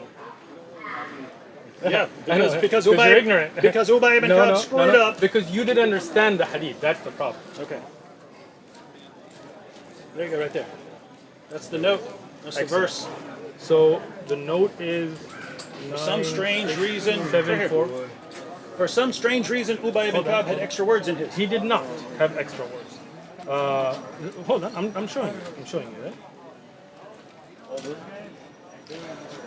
وكان الله بما يعملون بصير. والنبي صلى الله عليه وسلم ولي للمؤمنين من أنفسهم وأزواجهم وأمهاتهم. Here, in this recitation of Ubay ibn Ka'b, which again this is one of the shadh recitations, meaning this is not established from the mutawatir ahadith, which you don't know anything about, but what can I do? Here, the word is pronounced differently. It's not an additional word, which changes its meaning from their own wives, from their own selves and wives, to rather their own fathers. But this is first off, this recitation. It says, and he is a father to them. Right. Again, so like here, how he is closer to them. In the recitation, the word changes the meaning of it. Not that there is an additional word, right? Like the word. He said, occur also the words. Let me explain it to you again, and you like get it on, and you can read it. But the thing is, you don't really want to learn. The word walid and walida, for example, right? And just to change in recitation changes the meaning. Both of them being correct. Ubay ibn Ka'b radiallahu anhu, this qira'at is not established mutawatir. Every qira'at has to be mutawatir from a Nabi alayhi salam. But even here, it was not the additional word, but the difference in recitation that gave the depth in meaning. Now, these recitations, as Asyuti has mentioned, that are shadh. That means that they are not accepted, because even in recitation, we have to make sure they're mutawatir, that they are through numerous authentic chains. Those that are through authentic numerous chains, they do not have additional words, because they all have to go back to one Mus'haf. Mus'haf of Uthman radiallahu anhu. Any recitation that may be attributed to anybody that does not go back to the Mus'haf of Uthman is rejected. Sorry, Dave. So if Muhammad's other companions again had different recitations, because that's you're not getting. That's right? even in Bukhari. So, Umar said, Ubay was the best of the reciters among us, but we leave off some of what he recited. Excellent. They're leaving it off. Excellent. What does that hadith talk about? Let me guess, different pronunciations or something. No. So Ubay ibn Ka'b radiallahu anhu had his style of recitation that would elongate things the Quraysh did not want to elongate. See, so this is the thing. You're ignorant This of what's is amazing. even going We're on, sitting right? here reading. There are passages you can read. This is Ubay ibn Ka'b who said that over 200 verses are missing just from Surah 33. He's got extra words. The problem He's got extra is, words here. The problem and everything will is be what reinterpreted he as, doesn't- nope, it was exactly it's the not same. interpretation. He just it's context. elongated the word. If you had understood the context, And of we're it, not actually elongating it. studied. That's what Do Umar this. is saying. Do this. Go get the book Al-Itqan and read it for yourself, so you can look at historic evidences.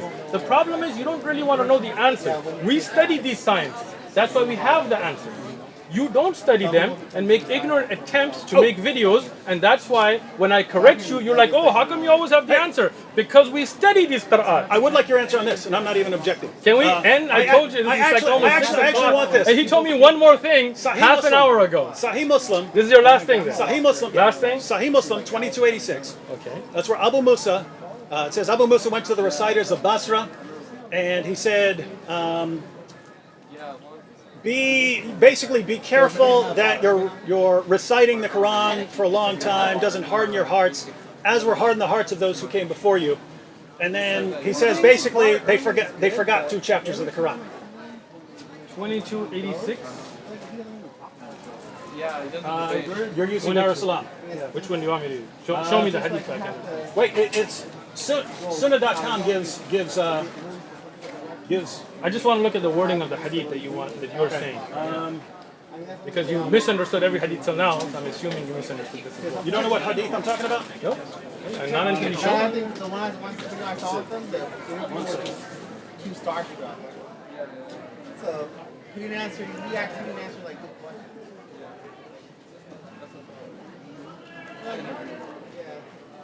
All this way from New York just to get destroyed again. Miskeen. Ring it. Oh, can't find it. No. You were throwing the number This has out a like different. you This wouldn't has a believe. different numbering system. Then which one were you looking at? So, yeah, that's what I was saying.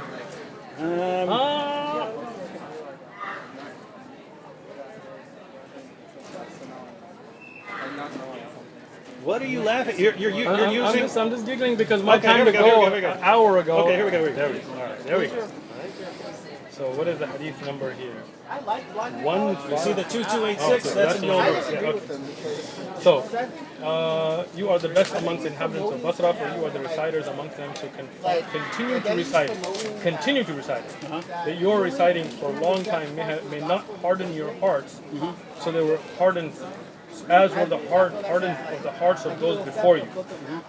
We used to recite a surah which resembled in length the 70 surah in severity, Surah Al-Bara, which is Tawbah. I have, however, forgotten it, with the exception of which I remember out of it. If there were 2 valleys full of riches of the son of Adam, he would long for a 3rd valley, and nothing would fill their stomachs of the son of Adam except dust. And we used to recite a surah which resembled one of the surahs of Mushabbiyat, and I have forgotten it. But remember this much of it. What's your point? This is Abu Musa. Abu Musa al-Ash'ari. He goes to the reciters. He goes to the reciters of Basra. Okay. Right? And he says, hey, just be careful that you reciting the Quran for a long time doesn't harden your heart. Like you get bored with it or something, you get sick of it or something, right? No. You don't understand. This is the thing, you're ignorant, right?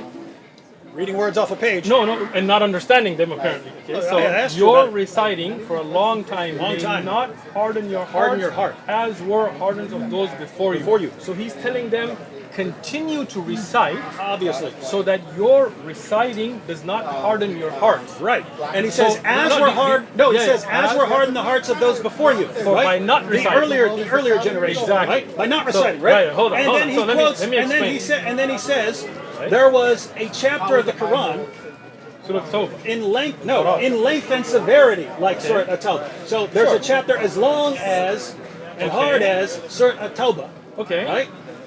But I have forgotten it. Sure. Right?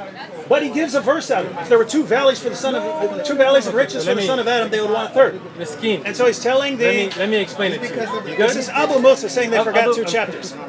This is your ignorance again, right? What chapter is that? Let me explain it to you what chapter. That is not a chapter at all. That's actually a hadith. That's a hadith. That's a hadith. So let me explain this to you. So he didn't know. You waiting? You ready? You okay? Take a breath, bro. This is your last one, but I'm gonna kill it with this one. So, when we look at the Sahaba radiyallahu who were the memorizers of the Quran, those that came together with Zayd ibn Thabit, Abu Musa al-Ash'ari is not one of them. Did you know that? They've caught again. Then the chapter should still be there. Let me explain. As if you had studied Ilm al-Rijal, which you didn't, then you would have known that some of the Sahaba to the later type of their age, they had issues with memory. Right? And that is why Uthman ibn Affan, may Allah reward him, what he had done before this time, before Abu Musa al-Ashari went to Basra, before he became old, that Uthman radiallahu anhu took the Qurra, the Zayd ibn Thabit, ibn Mas'ud, ibn Ka'b, from Uthman radiallahu anhu himself, and he standardized the Quran. So if somebody, as a person, starts to forget or mix up things, it would not affect the Quran. We know that Abu Musa al-Ashari radiallahu anhu, towards the later time of his life, had issues with remembering things and confusing things. But that would never affect the Quran, because the Quran was standardized and preserved by Uthman radiallahu anhu in book format and by ijma of the Sahaba in the early time, before the time when Uthman radiallahu anhu, Ali radiallahu anhu, and Abu Musa al-Ashari went to Basra. So a person himself, like for example, if I memorize the Quran, and when I get old, I come to this young man, I say, keep reciting the Quran so that your hearts don't become hardened, because I have forgotten many of the ayat of Quran and I recite them incorrectly, it will not affect the preserved, compiled Quran by ijma of the Sahaba radiyallahu anhu. He gives a That's verse. it. He gives a verse out of it though. He does not. This is a hadith. That's the whole That's a point. hadith. Imam al-Nawawi, in his Sharh of Sahih Muslim, he explained that this is actually a hadith, and Abu Musa al-Ashari, because of his old age, was confused. But the Quran, alhamdulillah, was preserved before that time by the consensus of the Sahaba. There are Sahaba who memorized the Quran and forgot parts of it. Like today, there are those who memorize the Quran. But it never affected the preservation of the Quran, because the Qurra, and he is not from them, the Qurra were the precise memorizers who wrote down the entire Quran during the lifetime of the Prophet ﷺ. And that's why Zayd ibn Thabit, when he collected it, he told them to bring from the writing and memory, and only accepting 2 witnesses per ayah, compiled the Quran, standardized, sent out by ijma' of Sahaba, so anybody's personal memory would never affect the Quran after that. Walhamdulillah. It's 6 o'clock, I'm out. I mean, You're gonna want to keep going because you know you got destroyed repeatedly. Oh, But I got a I life. find it interesting, very interesting, because I've seen that interpretation that you quoted. It's a hadith, and I've seen like 9 different explanations Talk to your to camera, explain that because you know away. you can't talk to us. I'm talking to you. Yeah, it's 6 o'clock. I'm talking to you. I've noticed. It doesn't seem there's a consensus on what that means. and by the way, I've No, there's no already blamed you consensus, for my right? life when I'm late. The consensus on the Quran's preservation has been documented in Al-Itqan. Go look at it. Yeah, the consensus. I'm right here. The consensus on the Quran's preservation now, even though you do have the different kirat and so on, but you go back, different numbers of chapters. You have passages talking about entire chapters coming up missing. You have, according to Aisha, over 100 verses of Surah 33 coming up missing. According to Ubay ibn Ka'b, more than 200 verses missing from Surah 33. Ibn Umar warned people. Ibn Umar warned people. He said, let none of you say, I've memorized the entire Quran, for how does he know what the whole of it is when so much has disappeared? And the response to all of that is, there's a consensus. There's a consensus. We know there's a consensus now, but it doesn't line up with reality.